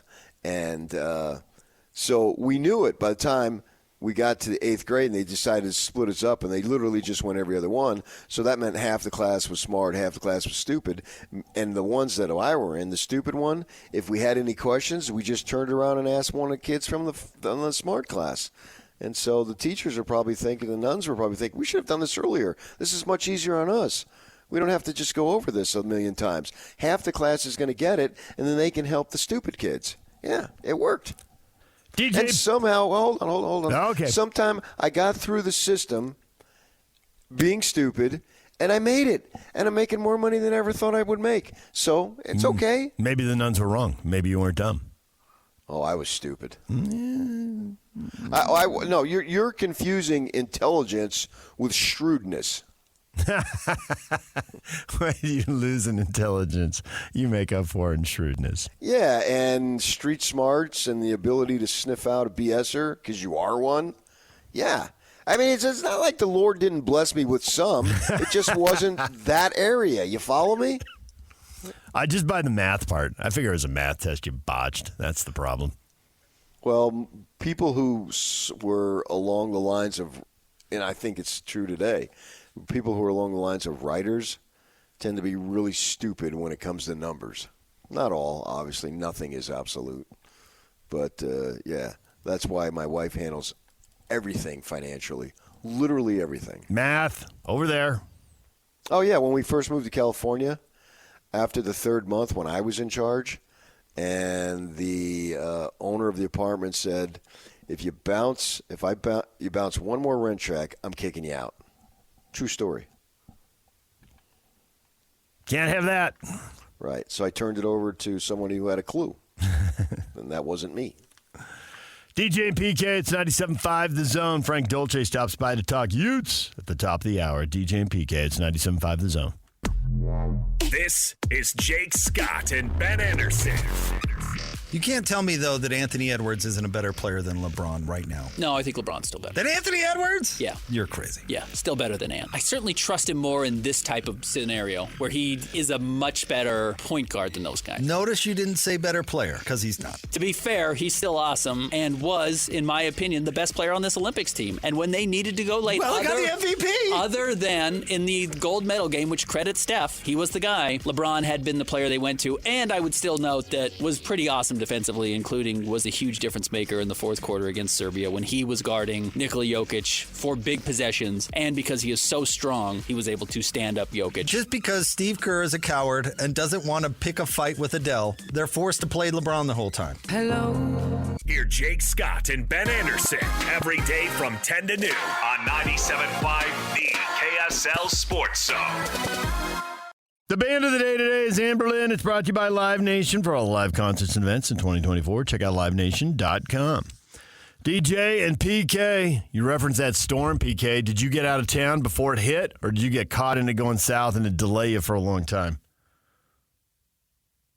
And it was raining as I was heading south. I've got an assignment at Black Desert today. So I was in some rain, but at the same time, you drive another 20 minutes and it was totally sunny. I know. And then you'd hit some rain some more, and it was to go that way. It was bright sunshine in Spanish Fork and Pace and Springville, and then you look north and there's this wall of clouds that looked like something out of a movie. And when you get in it, there was hail everywhere, and the freeway came to a screeching halt. So crazy stuff, bizarro. Good time for the bees to be out of town. Supposed to continue today? Don't know. I don't think it's supposed to be that bad. It's supposed to be drying out, I think, starting today, according to the forecast I saw. There you go. Drying out. Okay. College football countdown is on. 2 weeks from tomorrow, we get games. It can't come soon enough. This is why we need Major League Baseball, PK. This is it right here. You have Major League Baseball, there's a division race, or there's a wild card race, there's a game every day, there's something happening, and you can just get through this. Yep, wake me when you have games. We'll get there for the games. Yeah, but suppose your team isn't in it. I mean, what are they talking about in Chicago if you're a White Sox fan? Chicago has two teams. The most awful season in Major League Baseball history for anybody, anytime, anywhere.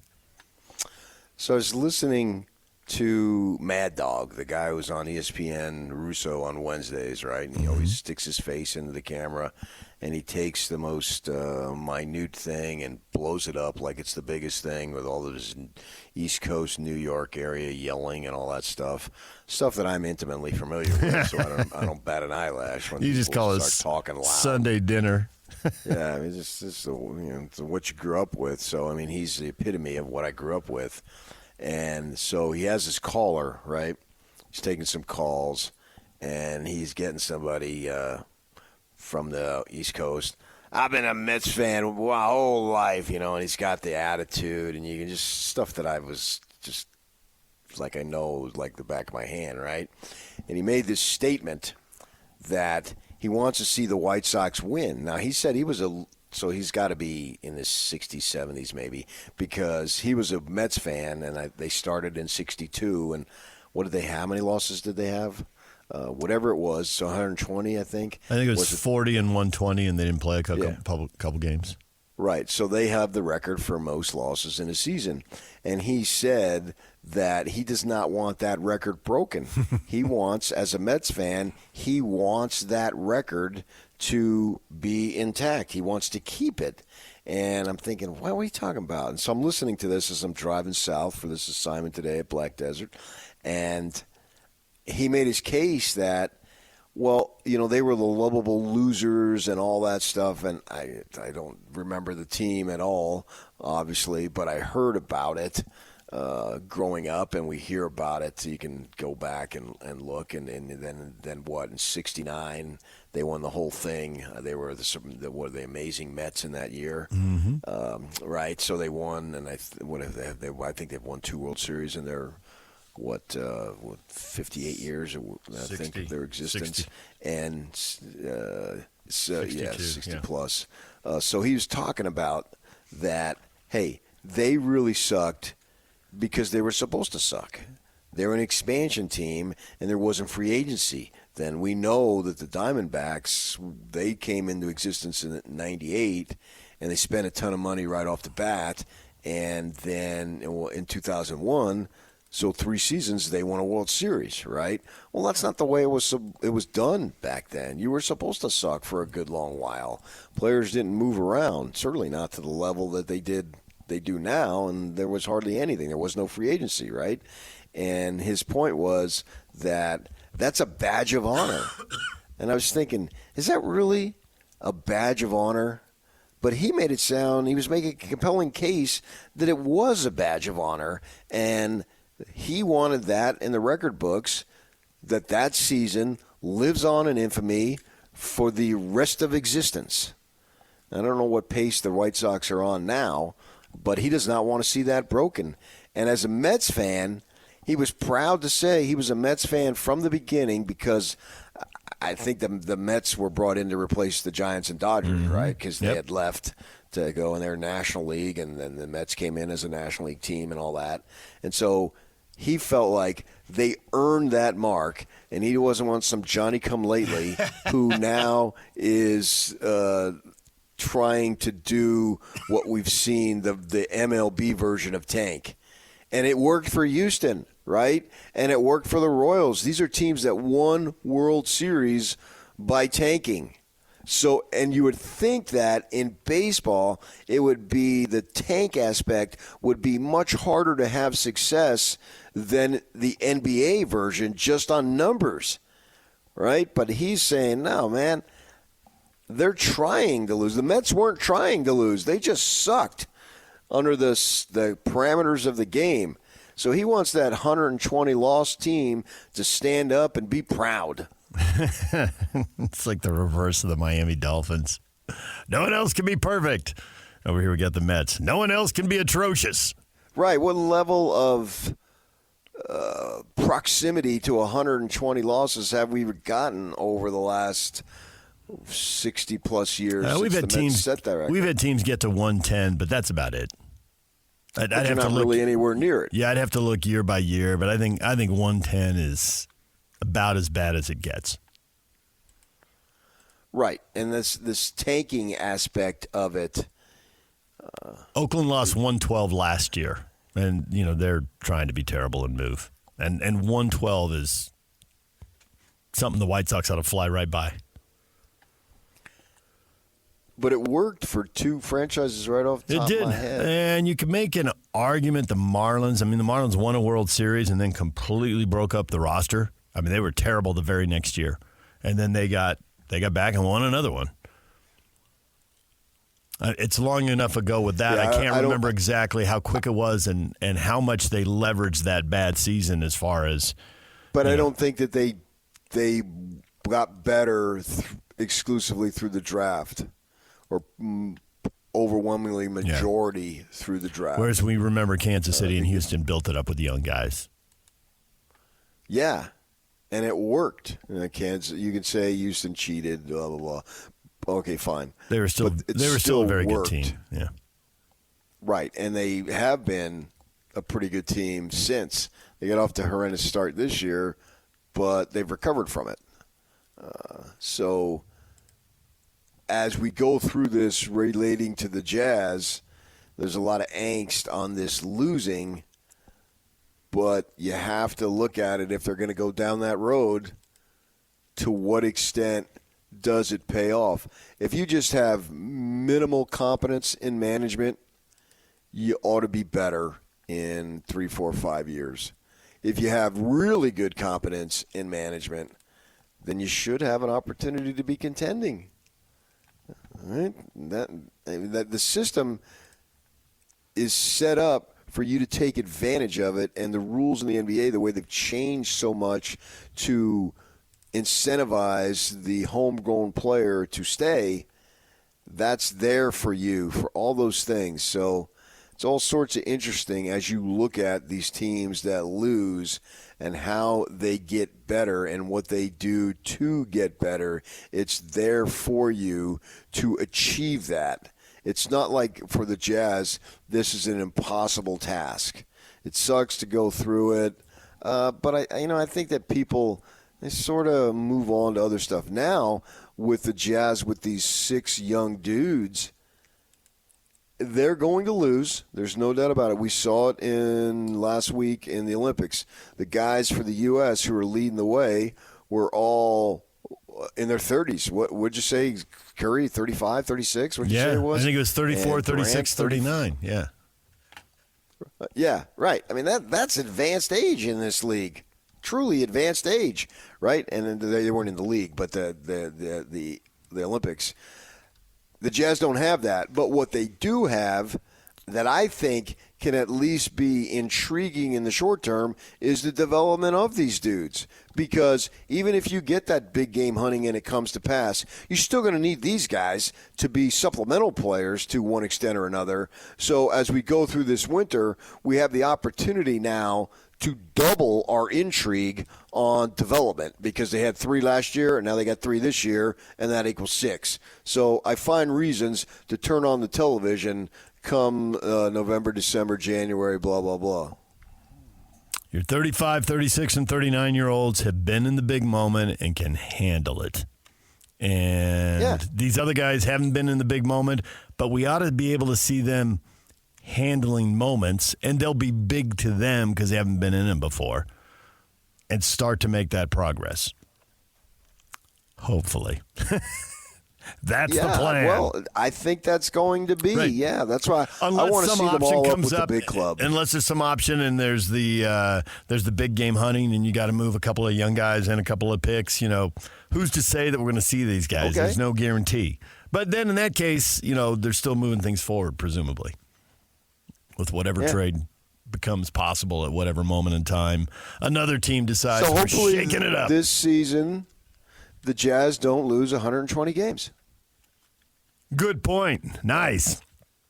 When we come back, Frank Dolce, former Ute quarterback, talking Utah football. That's next. Stay with us. DJ and PK, it's 97.5 The Zone. We're joined once again by Frank Dolce, former Utah quarterback. Frank, good morning. Good morning. Man, you sound a lot better this week. I am better this week. Yeah. Yeah, you sounded like you had that deep, husky voice a couple weeks ago when we spoke. You sound like you're back on top of your game. Well, such as it is. Yeah, you got it. The Utes have named a second-string quarterback. It's a guy who's gone to practice and been through there and worn the pads, and the starter gets to do most of the work, and the backup gets to do a little bit, and the third-string guy is somewhere around here. Where is he? Is he down at the other end of the field? I haven't seen that guy in weeks. How important is it to be the number 2 quarterback, and how much is that going to help matter going forward, and how much is everything at quarterback is chaos all the time, so it doesn't really matter? Yeah. I don't know that there's I mean, I don't know that there's a lot of chaos around that position group this year. It was chaotic a year ago, for sure, for all of the weird circumstances we've talked about. But it seems fairly settled at this point. And so Cam Rising up top, and then you just have to find the guy that's the most reasonable to pick up the pieces if Cam goes down, which in his history that's been the case. It's not unlikely that he won't finish the season. So in some capacity. So I I think this year's quarterback group is about finding the second, third guy that can replicate as much as possible the things that Cam does really well without the offense having a misstep or having to change things drastically. So I feel like that's what they tried to do with Isaac Wilson in that backup role. He's super talented. I watched him a lot when he was at Corner Canyon.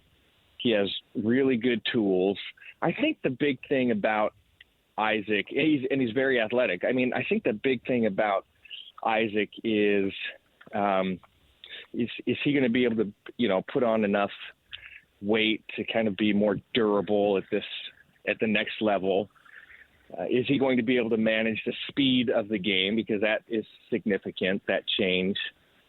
And how efficient is he with the football? I think he had the luxury of taking some chances when he was at Corner Canyon because he was kind of surrounded by, all of the best offensive players and really good defensive players, and he could get away with stuff sometimes.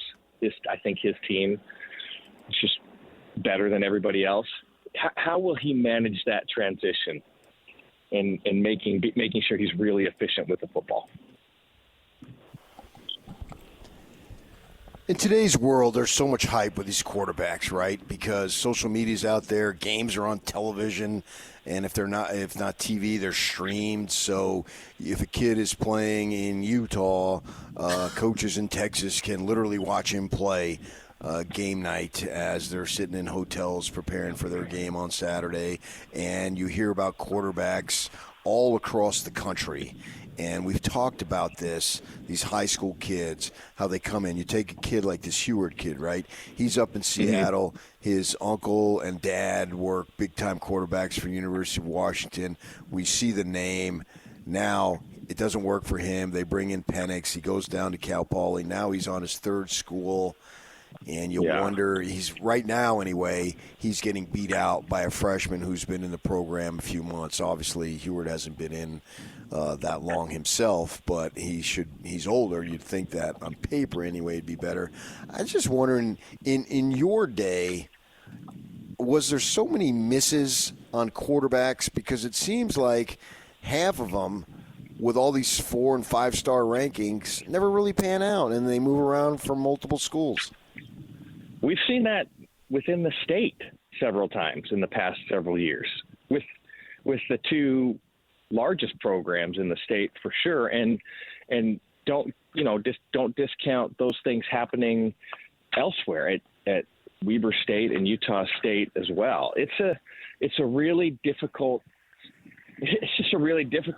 position to nail down. And there's so many other things that go into it outside of just athletic ability that determine whether or not a guy is going to be really good. And not the least of which is if he lands in the right system. I mean, that's a huge deal. So, I mean, let's just take Cam Rising, for example. Is Cam Rising a great college quarterback? Yeah, I think he's a great college quarterback. Is Cam Rising a great college quarterback at pick any other program? Is he a great college quarterback at Fresno State? I don't know, maybe. That seems like a pretty good system. Is he a great college quarterback at Colorado? I don't know. Cam Rising landed in a system that I think fits his talents and abilities extremely well. So the challenge of trying to find the right quarterback with all of the talent and a smart guy and cool under pressure, and then implementing the right system to fit his particular talents. I mean, I just think that's a really difficult thing to do, and there's not enough technology and whatever else there is out there to determine from the beginning which guy is going to be really good in which situation. By the way, I don't I don't know how you guys feel about it, but I don't think I know Isaac was named number 2. I would be surprised if that backup quarterback role is settled at this point. I think that's going to be an ongoing competition throughout at least throughout the preseason and maybe throughout the season. But doesn't that just become his to lose, though? Because you can't really compete because the third or fourth guys, they're not going to get a chance to really show what they can do. Now, if the number 2 guy's over there throwing interceptions or if the number 2 guy gets hurt somehow, then obviously we could have a new number 2 guy. Yeah. I think there's something to be said for that, but I also think Utah has a little bit of opportunity because we already know, first of all, you don't want to – you have to be a little bit careful with Cam. Like you're trying to keep that guy healthy throughout a football season.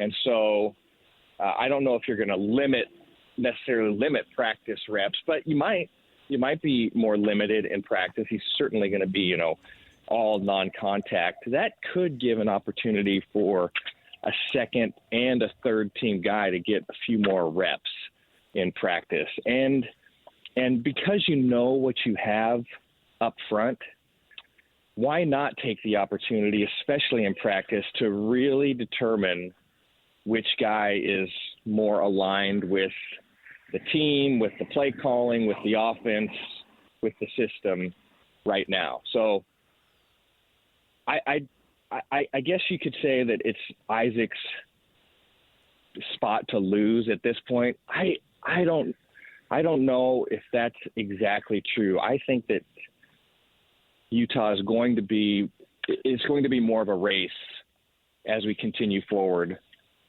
for the guy behind Cam Rising. How much do you think is a factor based on spring that the one kid was there and the other kid wasn't? Yeah, it's huge. I think that's really big. Familiarity with the offense, with the play calling, with the structure, comfort.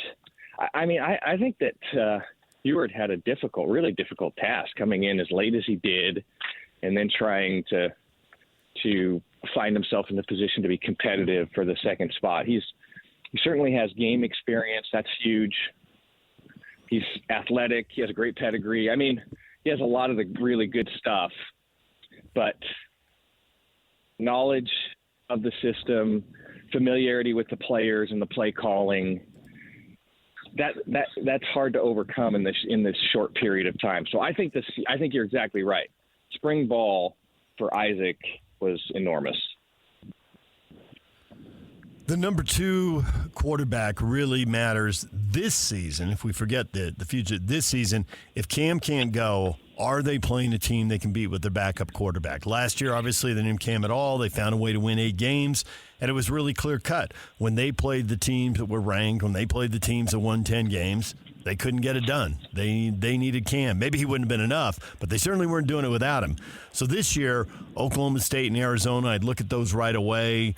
But how good are these other quarterbacks? Can one of them step in, and it looks like, Wilson gets the first shot, I guess, to beat a TCU or to win a rivalry game when there's a ton of emotion, or to go to UCF and win on a short week, traveling to the East Coast and playing on a Friday? Are any of these guys good enough to pull that off? Yeah. Oh, are they good enough? Yeah, I think there's plenty of talent in the quarterback room. And, I think you could go three guys down in the quarterback room and say, hey, there's plenty of talent. Behind Cam, plenty of talent to win a bunch of football games. The separating factor is Cam Rising has demonstrated the ability to do that all those things you described, to be successful under very difficult circumstances in a rivalry game, in an intense fourth quarter, at the end of the game, as time is expiring. He's shown the ability to make plays however they need to be made. So that's one of those factors we were talking about earlier, is you can watch all the film, you can see how fast a guy runs, how far he throws the ball, the velocity, how it comes off of his hand. All of those things are amazing until, there's 2 minutes left in the fourth quarter, you're down by a score, and you're on your own 30-yard line. Do you have the guy at that quarterback position that can take the team down the field and score? So Cam Rising, yeah, that's the guy. You have that guy. The next guy up, we just don't know until you get him underneath those circumstances. And so that's the other difficulty of finding the right backup is you don't have an opportunity really to put him under those circumstances in a football game, especially early in the football season. So you just do your best to determine which guy is going to not falter under pressure. I think there's plenty of talent with all of the guys behind Cam. I think all of those guys can win football games for Utah. Can they win them in the most difficult of situations? You just don't know until they're under the lights and facing those situations. How about with BYU? They got the two quarterbacks going neck and neck here, and A-Rod and Kalani come out this week and say, hey, we are not under any deadline. We'll just continue to see how it goes. Now, the reality is they are on a deadline. It's just they don't want to be pressed in the immediate future or the immediacy right now. But obviously they do have some form of a deadline. Are you comfortable letting it play out maybe another week, 10 days type of thing? I've been in that situation where the coach is taking it down to the wire and then selects a guy and then you're off and running. And I'm not a huge fan of that personally, to take your team all the way up to, game time decision sort of thing. And then you put your starter. And I guess I would be surprised if that is actually going to be the case. A guy typically sets himself apart, and a team will recognize that. And even without a starter being named, that occurs sometimes in your fall camp.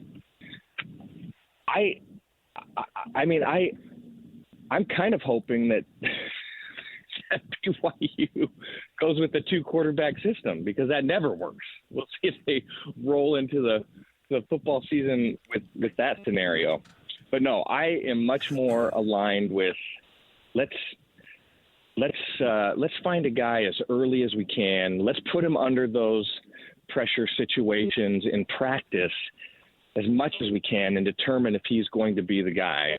And then if he's faltering in that area, then you have some time to pivot and say, well, look, we're going to make the move this way. And maybe that's what they're doing. Maybe they've already determined that internally, and they're working through those scenarios internally without telling everybody what they're doing. I think there's always what they say and what they mean. Yeah. And there's certain things you just can't say in public, and we all, even the media, we want them said, but we just have to recognize, if it were me standing over there, I wouldn't say it either. So let's be realistic. So they could be keeping the competition going, trying to put pressure on the guy, and they may have a pretty good idea who it's going to be, but trying to put more pressure on him and see if he reacts. They could be keeping this going to keep them both involved because they plan to run the quarterback, and they think there's a high probability both these guys are going to start. And one guy may start 6 games, and the other guy may start 6 games. They may end up splitting them just based on health. They could be doing this for another reason that doesn't come to mind right away, but those are two we've seen. Oh, to keep somebody from transferring, right? I don't think that would happen, but that is why coaches have extended quarterback competitions at other schools in the past. Maybe that's a factor here. And maybe there is still a fourth reason I haven't thought of, but I've seen the other three. Do any of those strike you as more or less valuable, or is it just killing time in August? Well, I think the thought about the transfer is really interesting, because whoever thought that was going to be a thing several years ago, that you had to hold open competitions through fall camp, you couldn't name starters because you thought, well, if I name this guy, the other guy is just going to leave, and we need that guy. So that's interesting. I don't think that's happening in this situation, but I don't either. That certainly happens throughout the country. I mean, there could legitimately be, and I'm sure there is, a battle for that position, and there could legitimately be some question about who is going to be number one and who is going to be number two. And I would say I'm most aligned with your theory that these are both guys that they want to see play in some capacity throughout the football season. And maybe that's a starter and a guy who has a set of, a package that he's going to run periodically throughout football games, and not necessarily, a split time quarterback, which is a disaster, but a guy who's the starter, and then you have Tim Tebow come in, in third short, fourth and short, goal line situations, and runs that particular package. So I could see that as the scenario that's unfolding or likely unfolding down in Provo right now. Halle Berry turns 58. Is there a present you'd like to give her? All of my gratitude for the amazing work she's done in the film industry. And you have a lot of gratitude. A lot of gratitude. Well, she's given a lot. I mean, shouldn't we all? Yes. Have a lot of gratitude for that? Catwoman, I believe, right? Hey, when do you turn 58? Soon, very soon. In my case, a while ago. Hey, I'm also grateful for you, just so you know. Frank, it did occur to me that at the start of this, you were saying I sounded like I was on my game. I realized the last time we talked to you, you were shooting a 65, I think. I think you were 7 under 65 that day, playing the round of your life. And then I heard a siren in the background today. I'm thinking you're not at the course. I thought you were going to golf during all of these. Different kind of shooting. Okay. It was a different kind of shooting today. Yeah. There you go. No, I haven't made it. I haven't quite made it to the course today, but since that high on the course a couple of weeks ago when we've spoken, I feel like my game has gone right in the tank, and I can't figure it out. I don't know what's happened. So I'm working hard to try and get that game back to where it needs to be before we run out of summer. There you go. All right, Frank. Well, we appreciate a few minutes. Thanks for joining us, and let us know how that goes. Yeah, absolutely. I will keep you apprised on a weekly basis where the game is. DJ and PK, it's 97.5 The Zone. There is Frank Dolce. When we come back, PK, the young team, brings in the old guy, the vet. The Jazz announcing a signing this morning. We'll get to that next. Stay with us. Nominate the youth sports volunteer that you know for the Hercules Hero of the Week. Submit your nomination to KSLSports.com/contest and then listen every Thursday afternoon to JJ and Alex for the winner. Help us celebrate the efforts of those volunteers making an impact with the Hercules Hero of the Week, and it's sponsored by Hercules Credit Union and Beehive Meals. That was dramatic right there. The music or the read? Beehive Meals. Beehive Meals. I've been eating Beehive Meals. We'll be talking to them next week, I think. We were just talking with Frank Dolce. And in the middle of that, we found out the Jazz signed Patty Mills, 1 year, $3.3 million. Longtime San Antonio Spur. He's been bouncing around a couple years in Brooklyn and less than a couple dozen games in Atlanta, less than a couple dozen games in Miami, and now to the Utah Jazz. Makes sense of it, PK. The veteran who's going to tell the young guys how it is. I've got to go Nancy Kerrigan in this situation. Why? Good drop, Yock. I'm glad you found it that quickly. That was like instantaneous.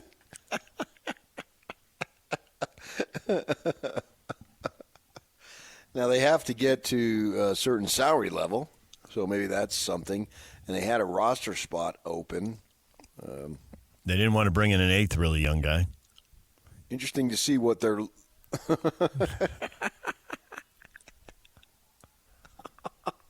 Like the last part.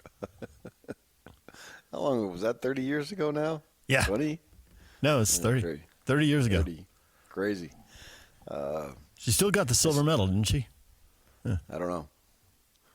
I saw I, Tonya, one of the worst movies I've ever seen. Just uncomfortable the whole time? Movies that make you uncomfortable should be good for you. I would think that's what you want from a movie. Man, it was too dark, man. Oh, my gosh. Every time you turn around, it was vulgar and just nasty and depressing. It's like it was too much. We went with another couple, and we still, to this day, laugh about how crappy that movie was. Jeez. I mean, the folks, what's that gal's name, the Australian gal who did played Tanya, and then that other lady, the one you got the hots for, the tall gal, Allison, played the mom. They did great. I'm not a movie critic. They did great in their roles. Who's the gal who played the Margot Robbie? Yeah. She's in the Wolf of Wall Street there. Yeah, and but it was just so depressing from start to finish, man. I need some kind of release, and I didn't get it. But the now back to the Utah Jazz. It's an Australian, so they signed an Australian. Yeah, so okay, there it is. There's a connection. Good. Why? I'm trying to find out, why this was a move that they felt that they need to make.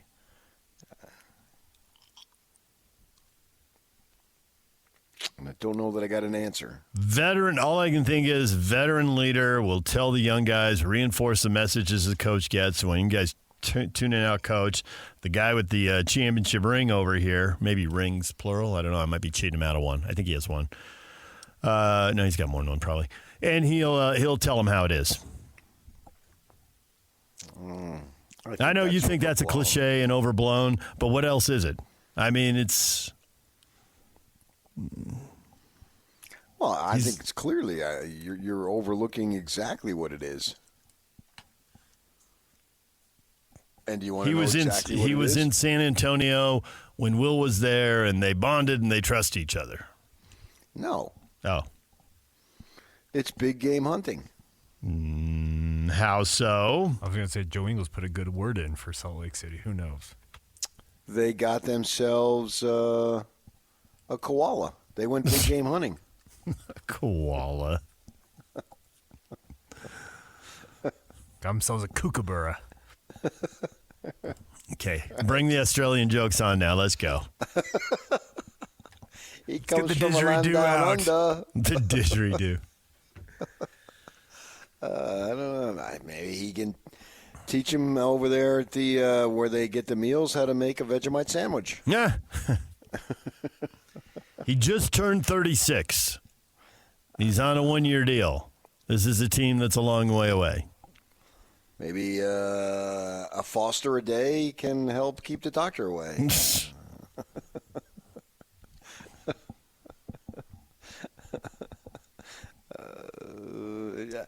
I would think that they would. That I guess maybe you got to take an offer. If I'm Mills and I got an offer to play in the NBA and it's guaranteed, I take it. Yeah, he's got 3.3 million reasons to make this decision. Yeah. But you would think at his stage he'd want to be on a winner, a contender. Well, it's August 14th. Maybe the contenders aren't calling. Right. That's what I'm saying. So he's got this opportunity. It's in the bank, literally and figuratively. Take it. So I can see where he's going. If somebody like, just say, the Knicks off the top of my head. Knicks have an opportunity to contend, at least minimally contend this coming year. But a team like the Knicks weren't showing interest, so he has to take what's available to him. I get that. I guess maybe to push, maybe it's Locke has told us about, and I think he knows what he's talking about when he says that they're really cognizant of not just handing out minutes just because you're young and we're in a rebuild. That's not a good enough reason to hand out minutes. Minutes must be earned. And so now you got somebody who's going to push George and Collier and Sexton to a degree, I guess. They're awfully small at the guard line there to make sure that they're competing, because Mills is going to come in and compete at the minimum, right? This guy's been around the block. He's literally played basketball all over the world, and he knows about competing. His skill set may not be someone that demands 30 minutes a game, but he's got to know about competing, and so he can push these guys. And I don't discount the opportunity to teach a little bit, but I just wonder if that's what the player is interested in. You know, we have the famous Brett Favre, Aaron Rodgers. I'm not here to teach you. It didn't look like Tom Brady was interested in teaching guys. Right. And I would agree with that. The only thing I would say is they were there and established, and Mills is now at the point that he's bouncing around the league. He left San Antonio, so that's 4 years ago, and he's played for 3 teams. This would be his 4th team in 5 years. Maybe it's a little different. There aren't that many teams calling, and this team called, and here's what they want. Okay, I can do that. As opposed to, hey, I've been the Green Bay Packers quarterback for 15 years, and I'm planning on being here on 20, and you're going to try to push me out at 16. Forget about it. Yeah, probably a little harsher language, but I get your point. Yeah, okay, I can buy all that. It all makes sense, logic to that, but still thinking that he's coming in to compete. And is it a 1-year deal? Did you see that? 1 year, $3.3 million. All right. Well, what's reported? Who's to say that he doesn't want to play next year too? And so by playing well this year, gives an opportunity to play next year. So the point I'm making there is that he's not looking to be old guy, sage, imparting wisdom, Wizard of Oz type thing here. He's in here. He's coming in here with the opportunity in his mind to play. The position is open. No one has a lock on anything outside of marketing, right? Is anybody guaranteed that they're going to be playing if they're available and dressed out in uniform that day? I don't think so. I think the only guy is marketing, and he's done that because he's proven it. They're not giving him anything that he hasn't earned already. See what I'm saying there? Same type of philosophy. So he can push, he can earn some minutes, and he can pass along the tricks of the trade to the young guy, and hopefully it works out. And there's trust because he and Will were in San Antonio together. And he knows the deal, and he's been explained it. And let's just assume that the young guys play great and there aren't a lot of minutes for him. He won't be causing trouble down at the end of the bench. Because ideally, the guys do earn the time. They do play well. You know, to Locke's point, it's not given to them just because, but they're literally out there possession after possession, earning the next possession. I'm not going to sub you out. You're playing well. Right. That's where, to me, that's where the alignment would go when we're trying to figure out the logic behind it, is that he's going to push. It's up to these other dudes to learn. You know, you can't force somebody. He can come in and be a great mentor, but if somebody over here isn't interested in any of that, then it doesn't go who anywhere. Cares about the mentor? It doesn't go anywhere. Right. So he can do that, and I don't even think he needs to do it talking. You know, he can just do it by showing, which in a large way is a great way to learn. But the other guy has to be receptive on that. And if I'm Mills, I've got no problem with him coming in here. They'll start to gather in town here in the next couple of weeks as they prepare for camp.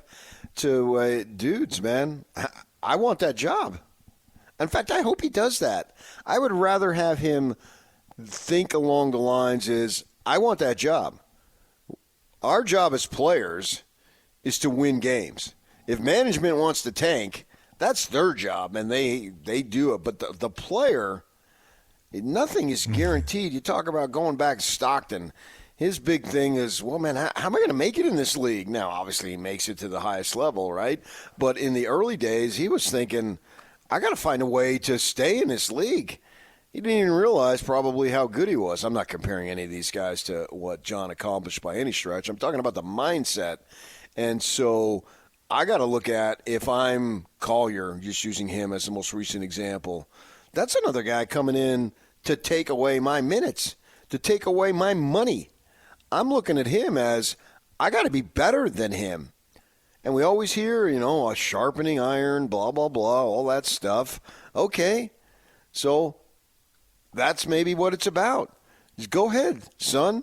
We'll give anybody who deserves the minutes. It's that wide open, except for one player. And he's not going to go into a funk. Markkanen is going to be who he is, right? He's proven that. But everybody else, whether you're Collins or you're Filipowski, a vet versus a early second-round pick, it's wide open. You're all coming in here basically at an equal starting point. I don't know that you put Clarkson in that, but you get the point of what I'm trying to make, I think, here. So let's see what happens. I want Mills' mindset to think, I got minutes here. I came to this place to help this team and this organization learn how to win. And the best way to do it is by me playing as well as I can and forcing those other guys to sink or swim. That's what I think about it. DJ and PK, it's 97.5, The Zone. Going to Cougar Camp, the offensive coordinator explains what he's doing with the quarterbacks. That's coming up at the top of the hour right here on The Zone. It is time right now on a Win Tickets Wednesday. Caller 12-801-575-ZONE wins a 4-pack of tickets to go watch the Salt Lake Bees at a home game this season. We're getting near the end of the year. We're down to about a month, maybe a little more than that, but about a month to go. Not that many more games left at the ballpark before they move to their new stadium, the south end of the valley. So you can win right now. Caller 12-801-575-ZONE. 801-575-ZONE. PK, earlier on, we were talking about the simulation the Athletic did. You said you hear the word simulation, your eyes glaze over. They gave him a 24% chance to win the conference. Don't you think most Utes think the odds of the Utes winning the conference are much higher than that? And if so, what is the disconnect? What are we missing? Or what is somebody else missing about this Utah team that they think it's virtually a toss-up between Utah, Kansas State, and Oklahoma State? When you speak winning the conference, are you talking about winning the final game in Dallas? Yes, and getting the automatic berth to the playoff. We're going to be the conference champs. You can be either 1 or 2 when you go there. You win the game, you're in the playoff. Okay, because that's really all that matters. Yeah, I think if they win 11 games, they're in. Whether they're 11-1 and 11-2, if they are 11-1 and they lose the conference title game, I'll bet they're still in. So that's another way of getting there. Win 11. I don't think 11-win teams are going to get left out of a 12-team really playoff. Hard to do, win 11 games, but sure, yeah. Well, winning a conference is maybe that's the thing, is that winning a conference, has it been too taken for granted that winning a conference is hard to do, especially when it becomes 16 teams, not 12, and you're going to a bunch of places you've never been before, playing teams you haven't played, you don't have any familiarity with. Yeah, but it's vice versa. If you haven't played them, that means they haven't played you. They haven't been to your place in some of these cases. Right. And they have a real soft schedule. My gosh. 2 ranked teams after the second week of October. You only play a team with a winning record once from last year, and that's 7-6, Iowa State. So it really sets up for you. This season has been gift wrapped for the Utes, and you got to be good. So I'm not saying that they're a mediocre team and therefore they're going to take advantage of a real easy schedule. No, they're a really good team with a soft schedule. That's a winning combination there. And I've said it a million times that I would be really stunned if they're not one of the 2 teams playing in Dallas. I don't know who they're going to play, so it's pointless to even worry about that game. It's so far away. But as I look at it right now, they should have a fairly easy time with the opportunity to finish first or second, even with, heaven forbid, a quarterback injury. Stop it. I figure law of averages, they've taken their hits on the injury front. So if they do what Kyle usually does, which is beat the teams you're supposed to beat, well, they got 10. That's everybody. They got 10 unranked teams if they split with the 2 ranked teams, Oklahoma State and Arizona. and they got OK State on the road and Arizona at home in consecutive weeks.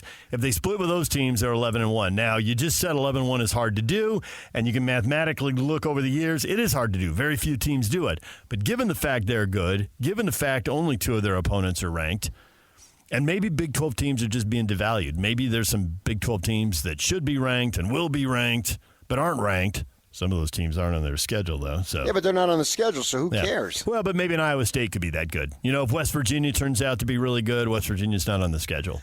I would look at Central Florida. On the road, short week, cross-country flight. That part of this, there's a lot of good things in the schedule, but that's not good. Right. That's who I would look at as far as a team. And you're looking at a team that surprises. Mm-hmm. I mean, according to these simulations and rankings and all that, for whatever they're worth, if I'm picking one team to surprise, it's Central Florida.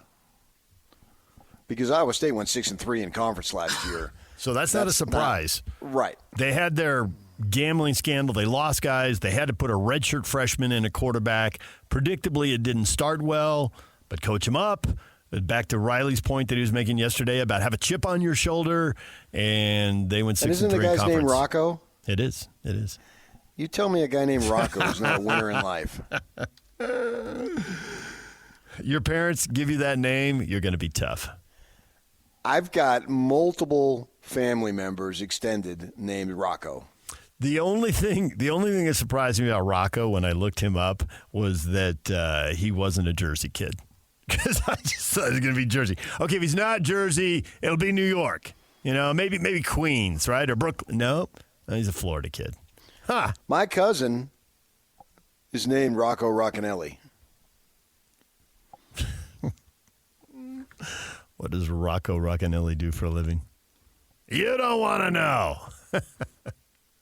Well, the funny thing is, so my cousin Elaine married Rocco Roccanelli, right? He's deceased now. He did time. His son Joseph was a West Orange policeman.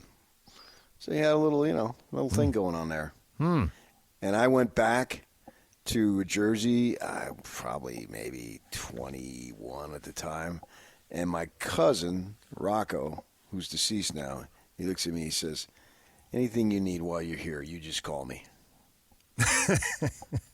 True story. What'd you need? I don't know, but I got nervous. Yankee tickets? I didn't. I said, I need something right behind the dugout. Hey, you want tickets to the game? I know a guy. There's a lady comedian. She did a thing on that. I go back. My cousin, he's an elementary school teacher. He tells me, he says, hey, Susie, while you're here in town, anything you need, you let me know. And she says, well, what was I going to need from him? He's an elementary school teacher. I said, can you get me some construction paper? DJ PK, when we come back, the Cougars, when are they going to name a quarterback? Doesn't matter when they name a quarterback. Aaron Roderick with the media next. Stay with us.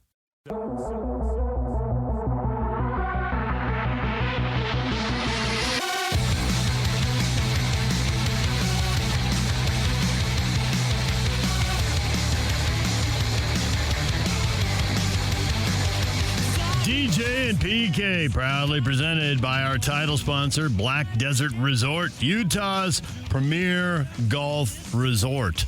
The world's about to see it, PK. You and I already have, but the tour's coming. October 9th through the 13th. Golf Channel will have it, and that broadcast will be available around the world. And I guess they're already getting international visitors there playing golf, which isn't surprising. We've all been in national parks and seeing tour buses come through, and you wait for the doors to open. Okay, which language will everyone speak when the doors open? And go. So why not at the golf course too? Oh yeah, the St. George area is being explored and discovered by many. BYU is exploring the quarterback situation. What will happen at quarterback? Who will the starter be? When will they name the starter? Those are some of the questions Aaron Roderick was fielding when he met with the media this week. How do you feel about the scrimmage on Saturday? Good. We did a lot of good things. We're not ready to play a game yet, but I think we're on track. We have a good team and did a lot of good things Saturday. How close do you feel like you are to naming a quarterback? We're getting there, but I'm not in a hurry. We're going to just keep playing for a little bit. I would prefer that, my experience with these things is usually the decision gets made on the field and it gets to a point where everybody on the team knows, and then when we say who the starter is, everybody's like, yeah, go. That's what we're looking for. We're not quite there. It's a good battle, but we'll keep going for a while. There's no rush. Do you have an actual deadline in your head that you have to make a decision that doesn't become apparent? No. When Zach and Jeremy were here, we made the decision like 3 days before the first game. And then both those guys ended up being pretty good. So I would like it to be sooner than that, but there's no deadline. In camp where you're establishing the depth chart, how do you balance the development of a young guy like Noah Lugo? It's hard because it is clearly a two-man race. So those two guys are getting the bulk of the reps. And so Noah Lugo's development is going to come playing scout team and next spring. That's his best chance, because that's part of the deal. When you are having a two-man battle, you have to invest most of the reps in those two guys. Coming out of a scrimmage, how do you feel about your offense? Improved. They're getting better. We still need to go do it in a real game, but I believe in those guys, and I believe in what we're doing, and they're really well coached. What we've seen, it looks like there's a 6-man rotation for those 5 spots. Do you feel like it's pretty set with who you're going to go with? No, there's still some battles going on there, yeah. And I would say it's probably a little more than 6, but there's our second team O-line's improved a lot too. There's some good players in that group, and it's just about, we had good players last year too. It's just about playing as a unit. We got to execute as a unit, and I'm seeing improvement there. But I don't want to make any bold statements until we go do it in a real game. Obviously, the quarterbacks weren't fully live, still wearing the green shirts and everything in the scrimmage, but Kalani was saying that most of the other position groups did have at least live reps and whatnot. What did you think of kind of the physicality of the offense when you got to see them sort of go all the way through contact and that sort of thing? Well, I'm glad you asked that, because that's been the number one priority since the end of last season. Is we need to be more physical. We need to get back to playing the way we played the 3 years prior, where we were a physical team that could run the ball. And so we are, I believe that we're heading in the right direction. And it's an everyday thing. It's an 11-man deal. Everybody on our offense has to be physical. Everybody has a role in the run game. And when we're running the football, that's what opens up our play-action pass and our ability to stretch the field. And so I'm seeing a lot of good things, but again, I'm just going to keep saying it until we go do it in a real game. I'm challenging our players to stay focused on just the next play, each practice one at a time. How many receivers you have? Do you know kind of where JoJo Phillips stacks up right now, and what do you think his role will be? JoJo's going to play a lot. He's a good player. Yep. Colin expressed confidence. He thinks LJ Marvin ready by week 1. You expressed the same. Yeah, he's cleared. He's practicing. We're just not letting him get tackled or get hit very much. And same with Full Out. We didn't let Full Out get tackled Saturday. He took a few live reps in a practice last week, and then in the scrimmage didn't let those two guys. Those guys don't have. There's no need to get them tackled yet. Quarterback situation, is there any scenario where week 1 you play multiple guys and try to see both of them, or do you have a philosophy on that? I don't want to do that, but I would never say never. I mean, that's not how I want it to go now. Cody Hayden was a big recruit for you. What have you seen from him this fall? He's really good. He's a smart guy. Unbelievable how fast he's picked up our offense. I mean, he knows the offense like a veteran player already. He can run, and he's doing a good job. He's doing a really good job. He's got a bright future. Is there room for him in the rotation wide receiver? There's room for as many good players as can help us win. I mean, I'm serious. I We've had years where we rotate 8 guys. We've had years where we rotate 4. It just depends who steps up and who can help us. So, and that goes for tight end, that goes for running back and receiver. We'll play as many guys. If guys prove that they can do something well to help us win games, we'll put them in the game and do what they do well. There's A-Rod at the end with a little Will Hardy. What's your superpower? Whatever it is, we'll take advantage of it. I hear that, PK, and I hear a guy who's still burning over going 5-7 last year.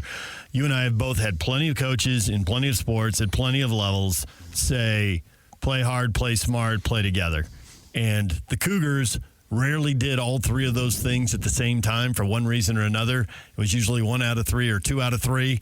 If they'd been 0 for 3, they probably would have been a 2-10 team, so it wasn't quite that brutal. But the lack of execution, the number of new guys in the program leading to that, and I think you can file that under play smart. When you hear him say, we've got to get back to being physical, that goes to the play hard thing. And he just, all the stuff he says about quarterback, he says about O-line too. Oh, yeah, there's still battles going on. There's still, did he ever live in Jersey? Because right now it seems like he wants everybody on edge to get the most out of them. So you think the past is haunting him? Haunting, I don't know if that is too strong or not. It could be right. It's certainly, I think it's driving him. Last year is driving him. The thing that I would say is please be unburdened by what has been. I think also, though, he's being driven by 2 or 3 years ago when they were better and they had the right answers. It's like we got to get back to having the right answers. The same questions keep coming up. There will be injuries. The depth will be tested. If you're a good player, that will be a chance to get you in there.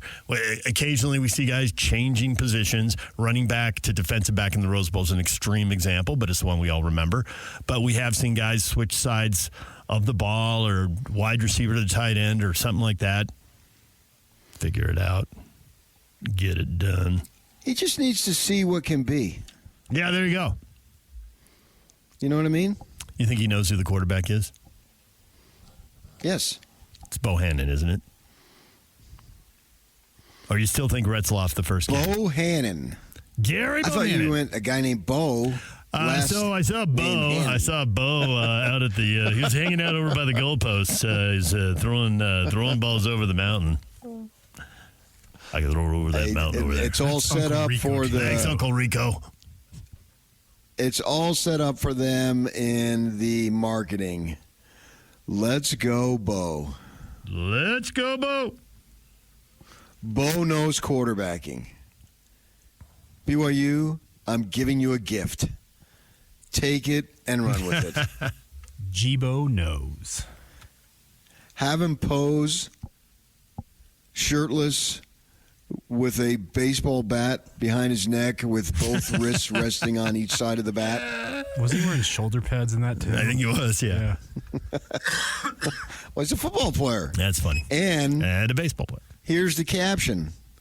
Bo's going to hit a home run for the Cougars this year. Uh-huh.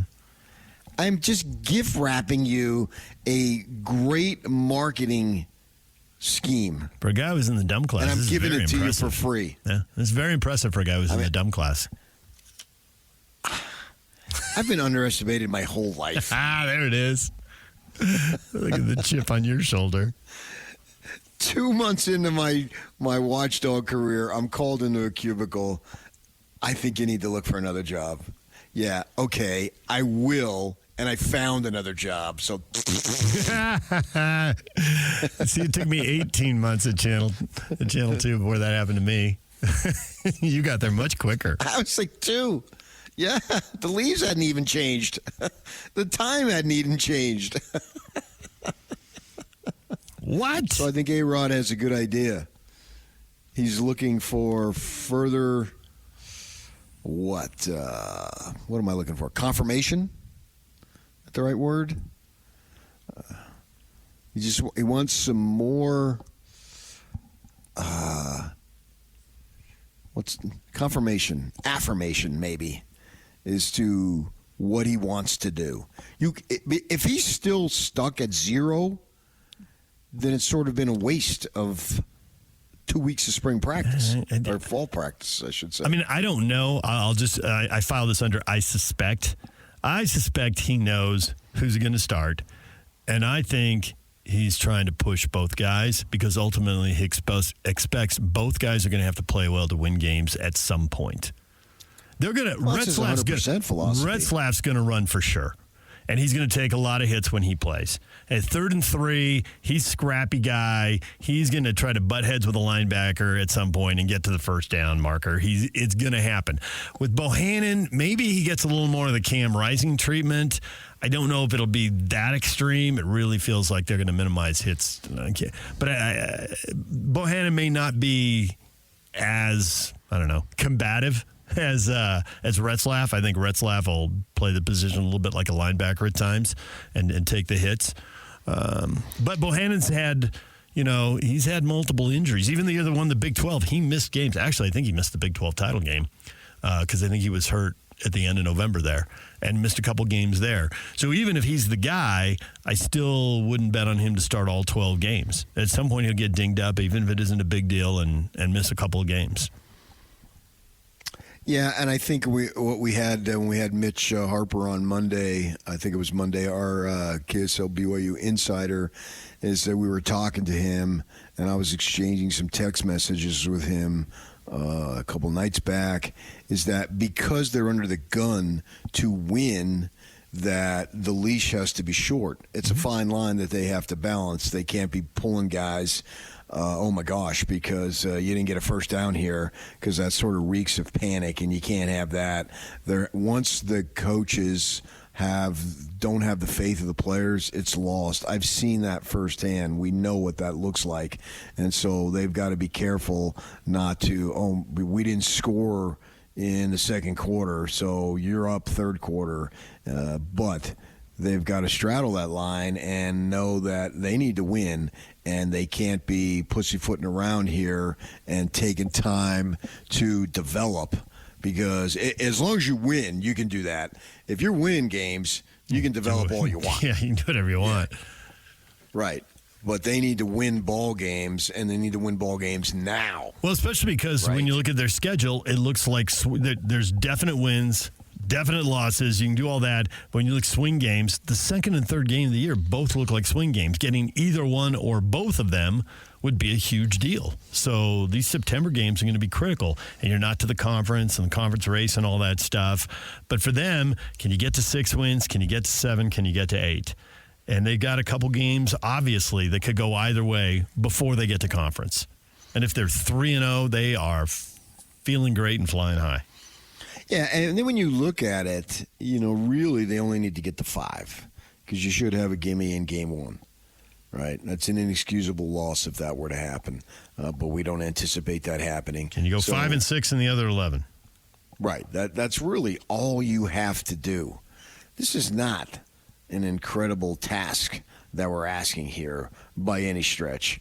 So with that in mind, they've got to make sure at every position guys are producing right from the start. So that should give whoever does not win this quarterback job a head up. It's a blow in the moment. You've been working towards this for a year or so. But the guy who doesn't get chosen may still end up starting more games than the guy who does get chosen. So you got to keep going. Yeah. So I don't think it's going to be a slam dunk, like a 90-10, whoever it is. If Jibo's in the lead right now, good for him. But it's not like, oh, my gosh, this is a firm grasp on the position here. You are the undisputed starter for all time or all season. Not that at all. So whoever doesn't win, attitude shouldn't change in the least. That just doesn't mean that you're not out there in the beginning. That's all it means, I should say. Other than that, you got to be ready to go. Your opportunity will come, we feel strongly, and A-Rod has talked about that. And then you're just bringing in logic, and when injury plays a factor. Cam Rising he's never completed a season in which he's played every game. That hasn't happened, right? And he's the undisputed starter at Utah. That's why Isaac Wilson being named the backup was so huge. Same type of philosophy here backup quarterback is going to be needed. Don't know when, don't know why, but we do know that it's most likely going to happen. And that's why I thought it was gutsy for Kyle and Andy to name a freshman as the backup, because that means you may have to count on him to win you a ball game. And the good thing about it here is you may have a game or two to play with, and your schedule, as we've spoken about earlier, is not overwhelming. BYU's a different situation, but they've got some more experience at that backup spot, whoever it is. So that's what you're looking at there. Awesome to draw all the top teams in the league. Utah, check. Oklahoma State, check. Both Kansas schools, check. Yeah. But, what are you going to do? You're going to sit around and cry about it? The thing that I think works as we're talking about BYU's favor is, this is a difficult schedule, more difficult than your Ute counterparts have. That's understood, largely because Utah has a better team, I think, too, and that's perceived as the schedule being easier because their team is better. But, last year they gave them the 2 Oklahomas. So if you're sitting there at 4 wins going into the final 2 games, well, you have the 2 teams that are picked 15th and 16th, right? ASU and Houston. Maybe Houston isn't picked 15th, but on that simulation, they're not expected They're at the bottom of the league. Yeah. And you got Houston at home? Come on. So get to that point, and you should have a decent opportunity. At minimum right now, I'd be surprised if that ASU game, which is the next to last game of the season in Tempe, if that isn't, at worst, pick-em game. And you could very well be favored.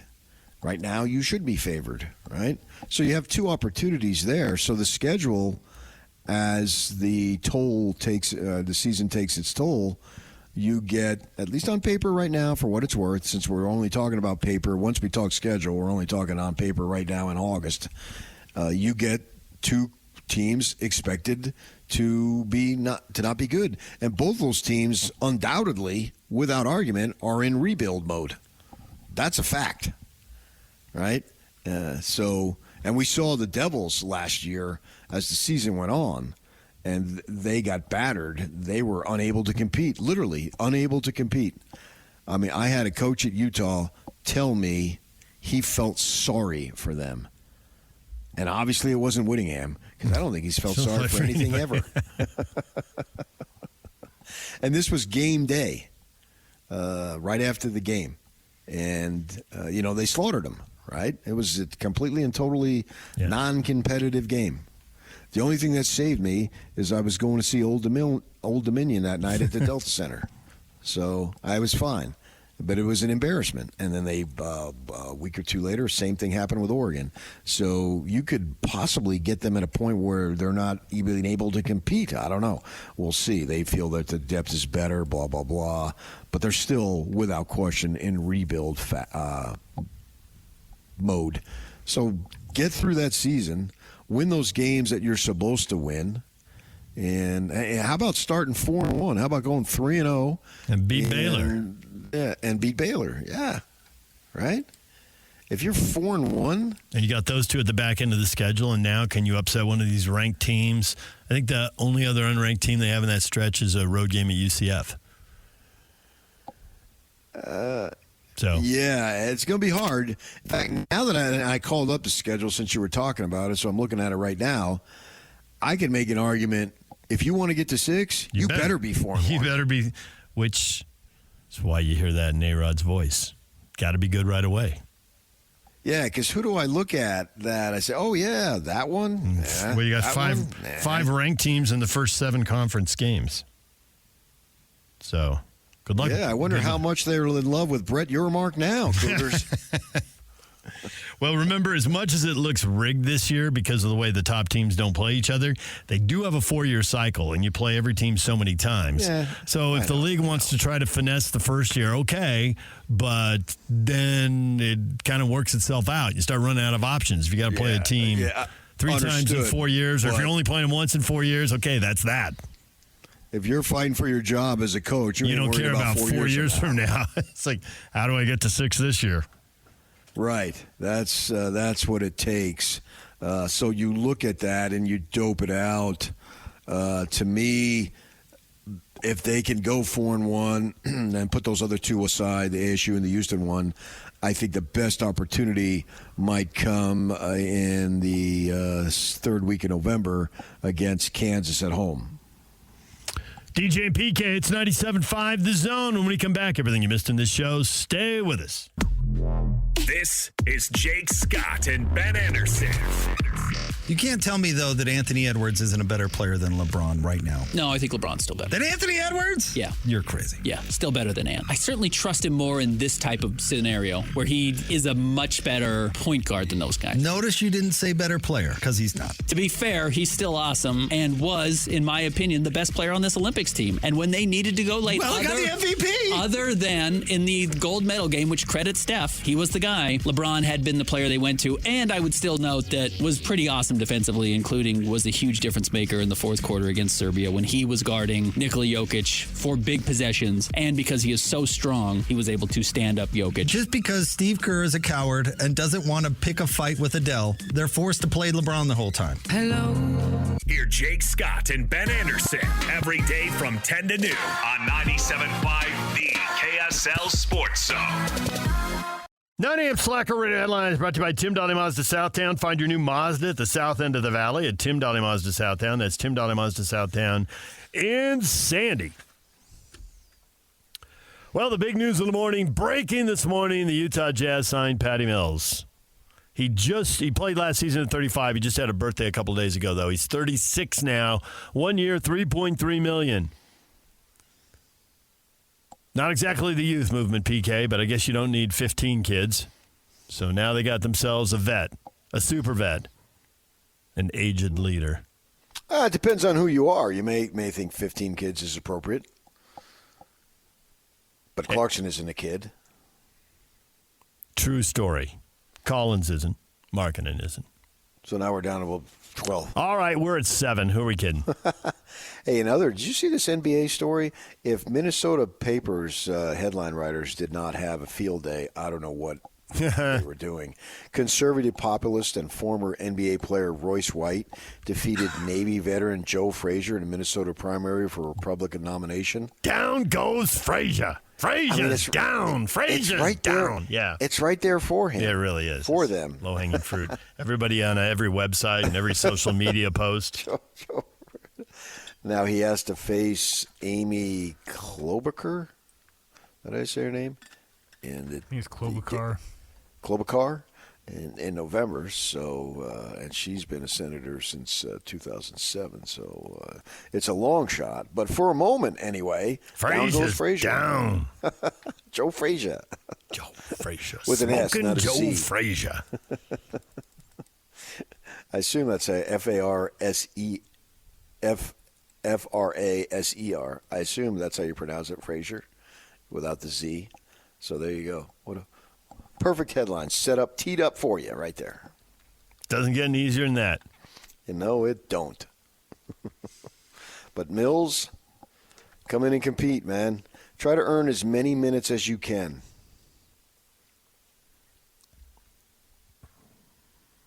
Is he going to help them win a couple more games? It could. Don't want that.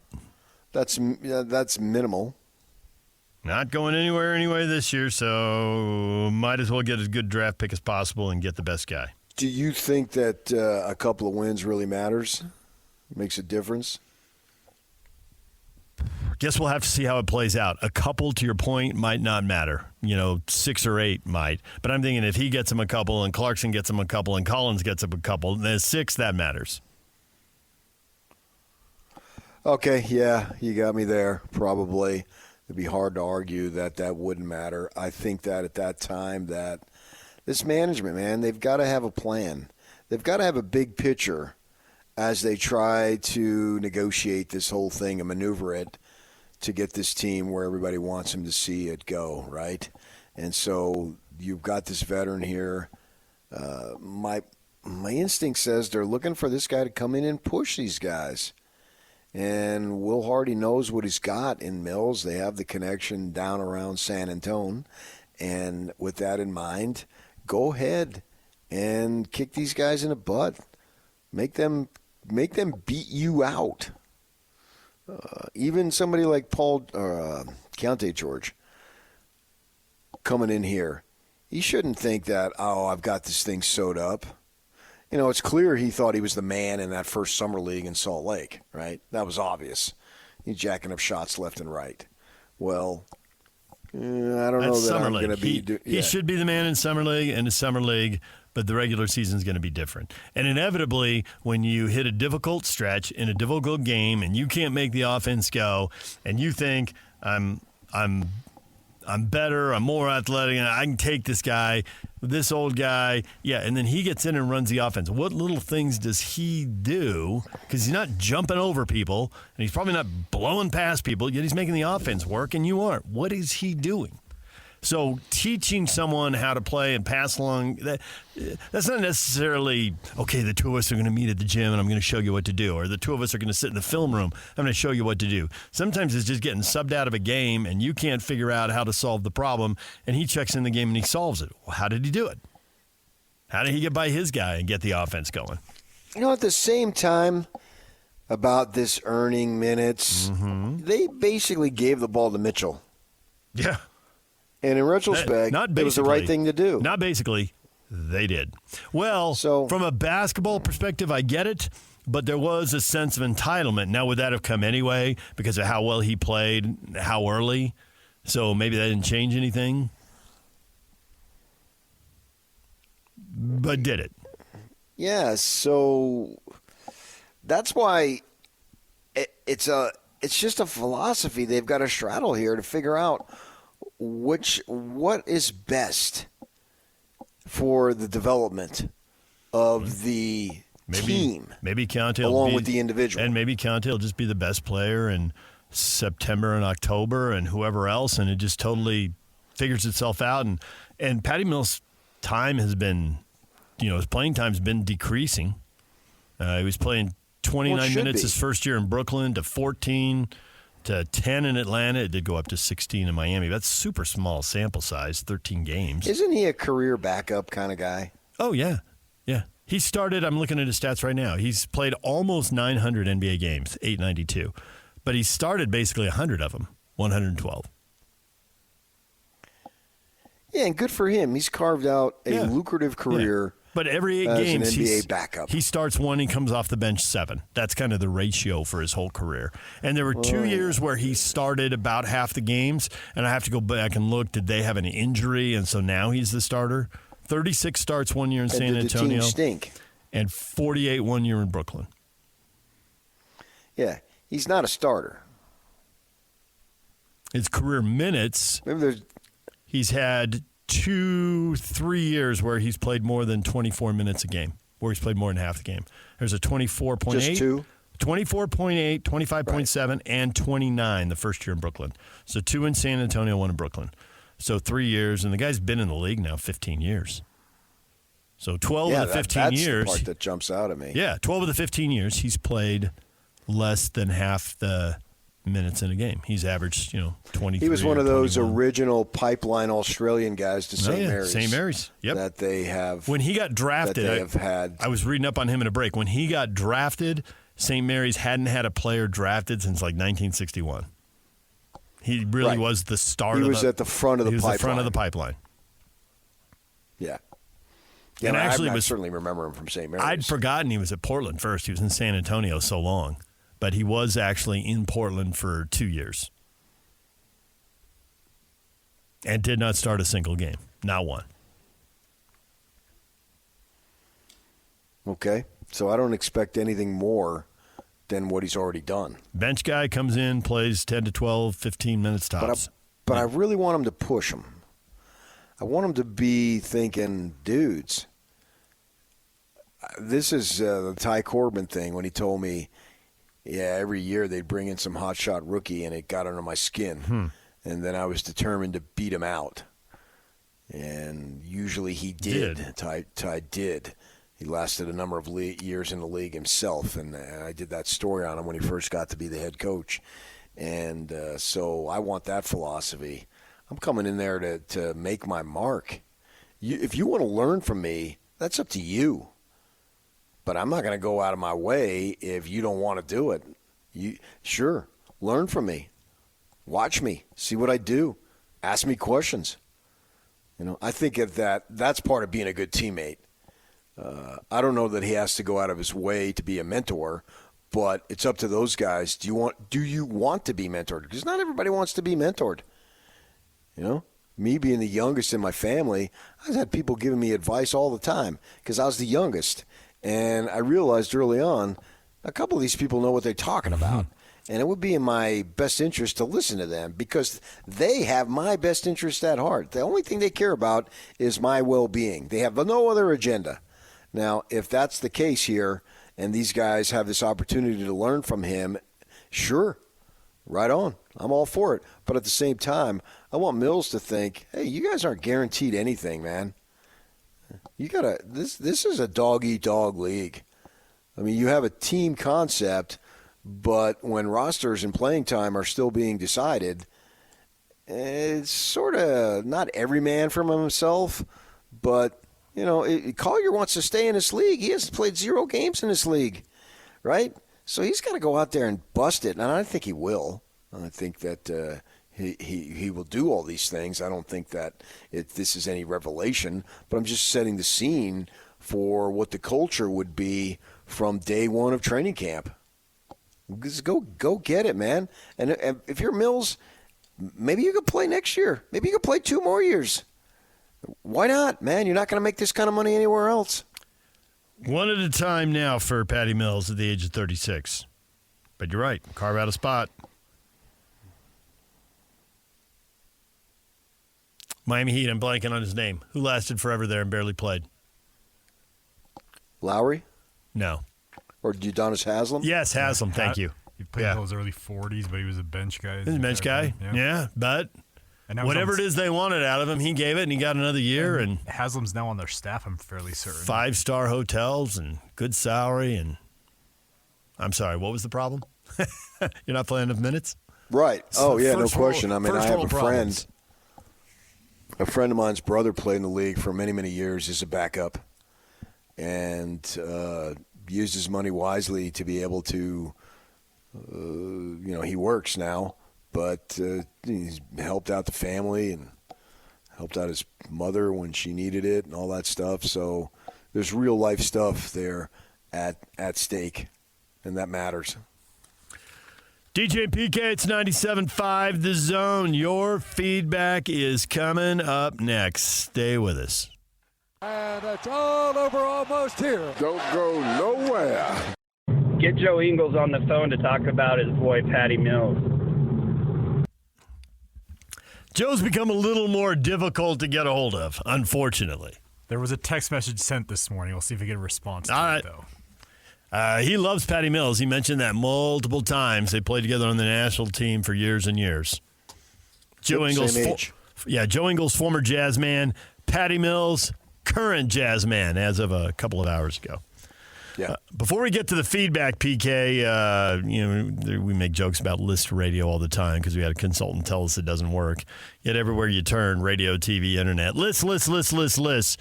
Preseason All-American, if I told you that it was dominated by the SEC and Big Ten, you wouldn't be surprised at all.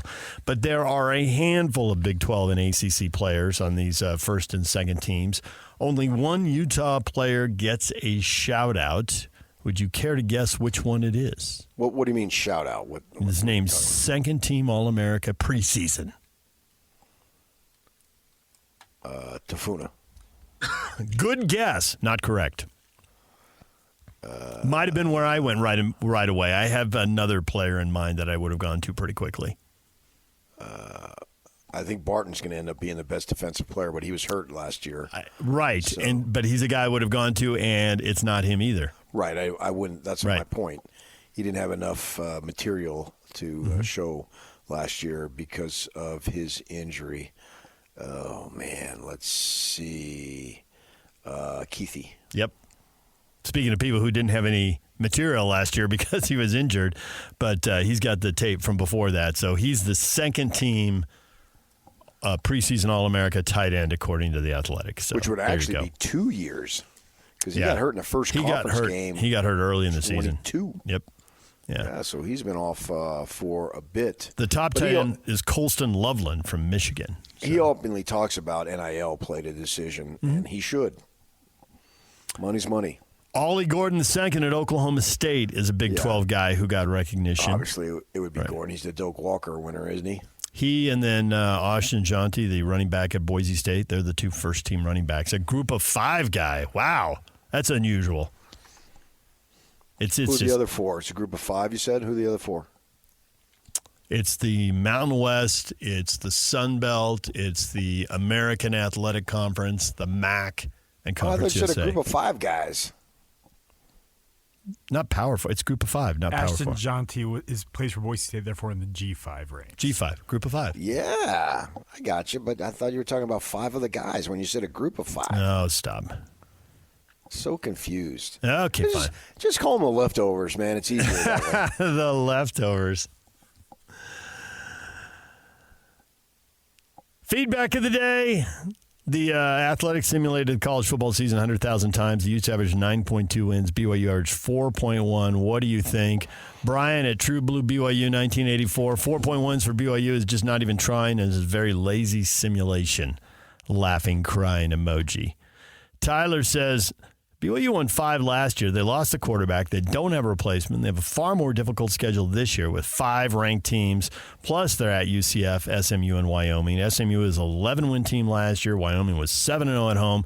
They could win more, but I could see them anywhere from 1 to 7 wins. 1. Game and then go 0-11. I guess so. I don't know what else Tyler would be talking about. Which would then, they finished last year on a 5-game losing streak. That would be 16 out of 17. Yeah, get out of town. Right. I don't see that. That's a disaster. 7 wins, take it in a heartbeat. They lost the quarterback, don't have a replacement. That's a big part of the equation. To what level do they get their quarterback play? Yeah, see, I would argue they have 2 replacements. Last year they didn't have one. Either guy can win. Could you say that about anybody? They don't have a replacement? If you lose your quarterback? Yes, everybody holds their breath a little bit. Washington, they brought in a big-time transfer, didn't they? I think they did. And so maybe I'm thinking of all the teams USC, they got to be holding their breath after Caleb Williams. I mean, they may be okay at quarterback. And I don't know if they obsess about it there because they're so worried about their defense there. Their defense has just been awful. But they got to be holding their breath. I think they're okay there. Moss has been in the program a number of years, and when he got in the bowl game, he lit it up. So I think they'll be okay.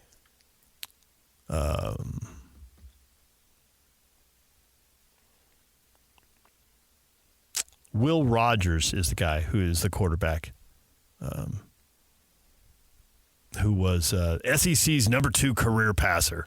So maybe if you get that and you bring him in from Mississippi State, then maybe you're okay. But you're right. Mostly when the quarterback goes, you always hold your breath a little bit.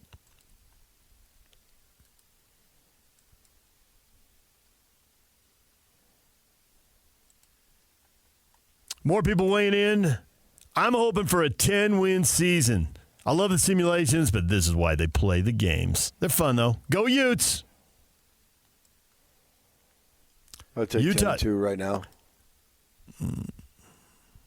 Okay, but it's hard for you not to see them in the conference title game, and you got them at 3-0 in the non-conference. So 7-2, they win a tiebreaker and they get in? I think 10-2 gets them in. If you have 5 ranked teams, that means that there's an option for some games to be won or lost. Now, don't remember, Arizona plays Kansas State, but it's not considered a conference game. So that's advantage. Right. Whoever loses that game, it's advantage because it doesn't count on getting yourself to Dallas. But in conference play, Arizona only plays, of the top 5 contenders, they only play Utah. I mean, they're one of them, and they're playing Kansas State non-conference. Well, I think Arizona has the softest schedule. Right. Yeah, that's the point. And believe me, that was pointed out to me by somebody from ASU in Vegas. I believe it. I believe it. We're going to be struggling. They're going to look good, and they're going to look good because they're not playing anybody. That was essentially the message. Yeah, meanwhile, ASU's over here playing one big dog after another. 5, yeah. That wasn't said in those words, but that was the message that was given to me when I was walking across the field. And somebody that I know who's employed by the Sun Devils came up to me and told me that. And, you got me. Yeah. Those right now, those are facts. What those facts mean when we get to those games, maybe it changes, but right now those are most definitely facts. And that's why Arizona's considered to be a contender. Whether you're ranked 13th or 21st, what the heck is the difference right now? You know what I mean? I think when you get to that point in the rankings, there's not a lot of separation. I don't change think every week. It means jack squat. Yeah. So Arizona, yes, they are in contention to get to Dallas. To me, it's all about getting to Dallas. That's where it's at. Get there and see where you're at. Maybe you're good enough to where you don't need that game, particularly if you're playing a team that ends up being a superpower, which you'd probably want. If I'm Utah and I'm 10-2, anybody, and I get to Dallas, I want the team that I'm playing to be 12-0 or 11-1.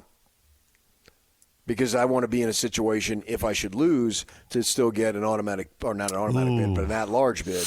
If you play them close, I think it's a possibility. I don't see a 3-loss Big 12 team getting in. Yeah, but see, you look at 3 losses and you just go by the numbers. It's not just the numbers. 2 of them are in overtime to ranked teams. Yes, I can see it. You're in the Big 12, and you're not going to get the benefit of the doubt. The 3-loss SEC and Big 12 teams will get in front of you. Utah will get the benefit of the doubt. They always get the benefit of the doubt.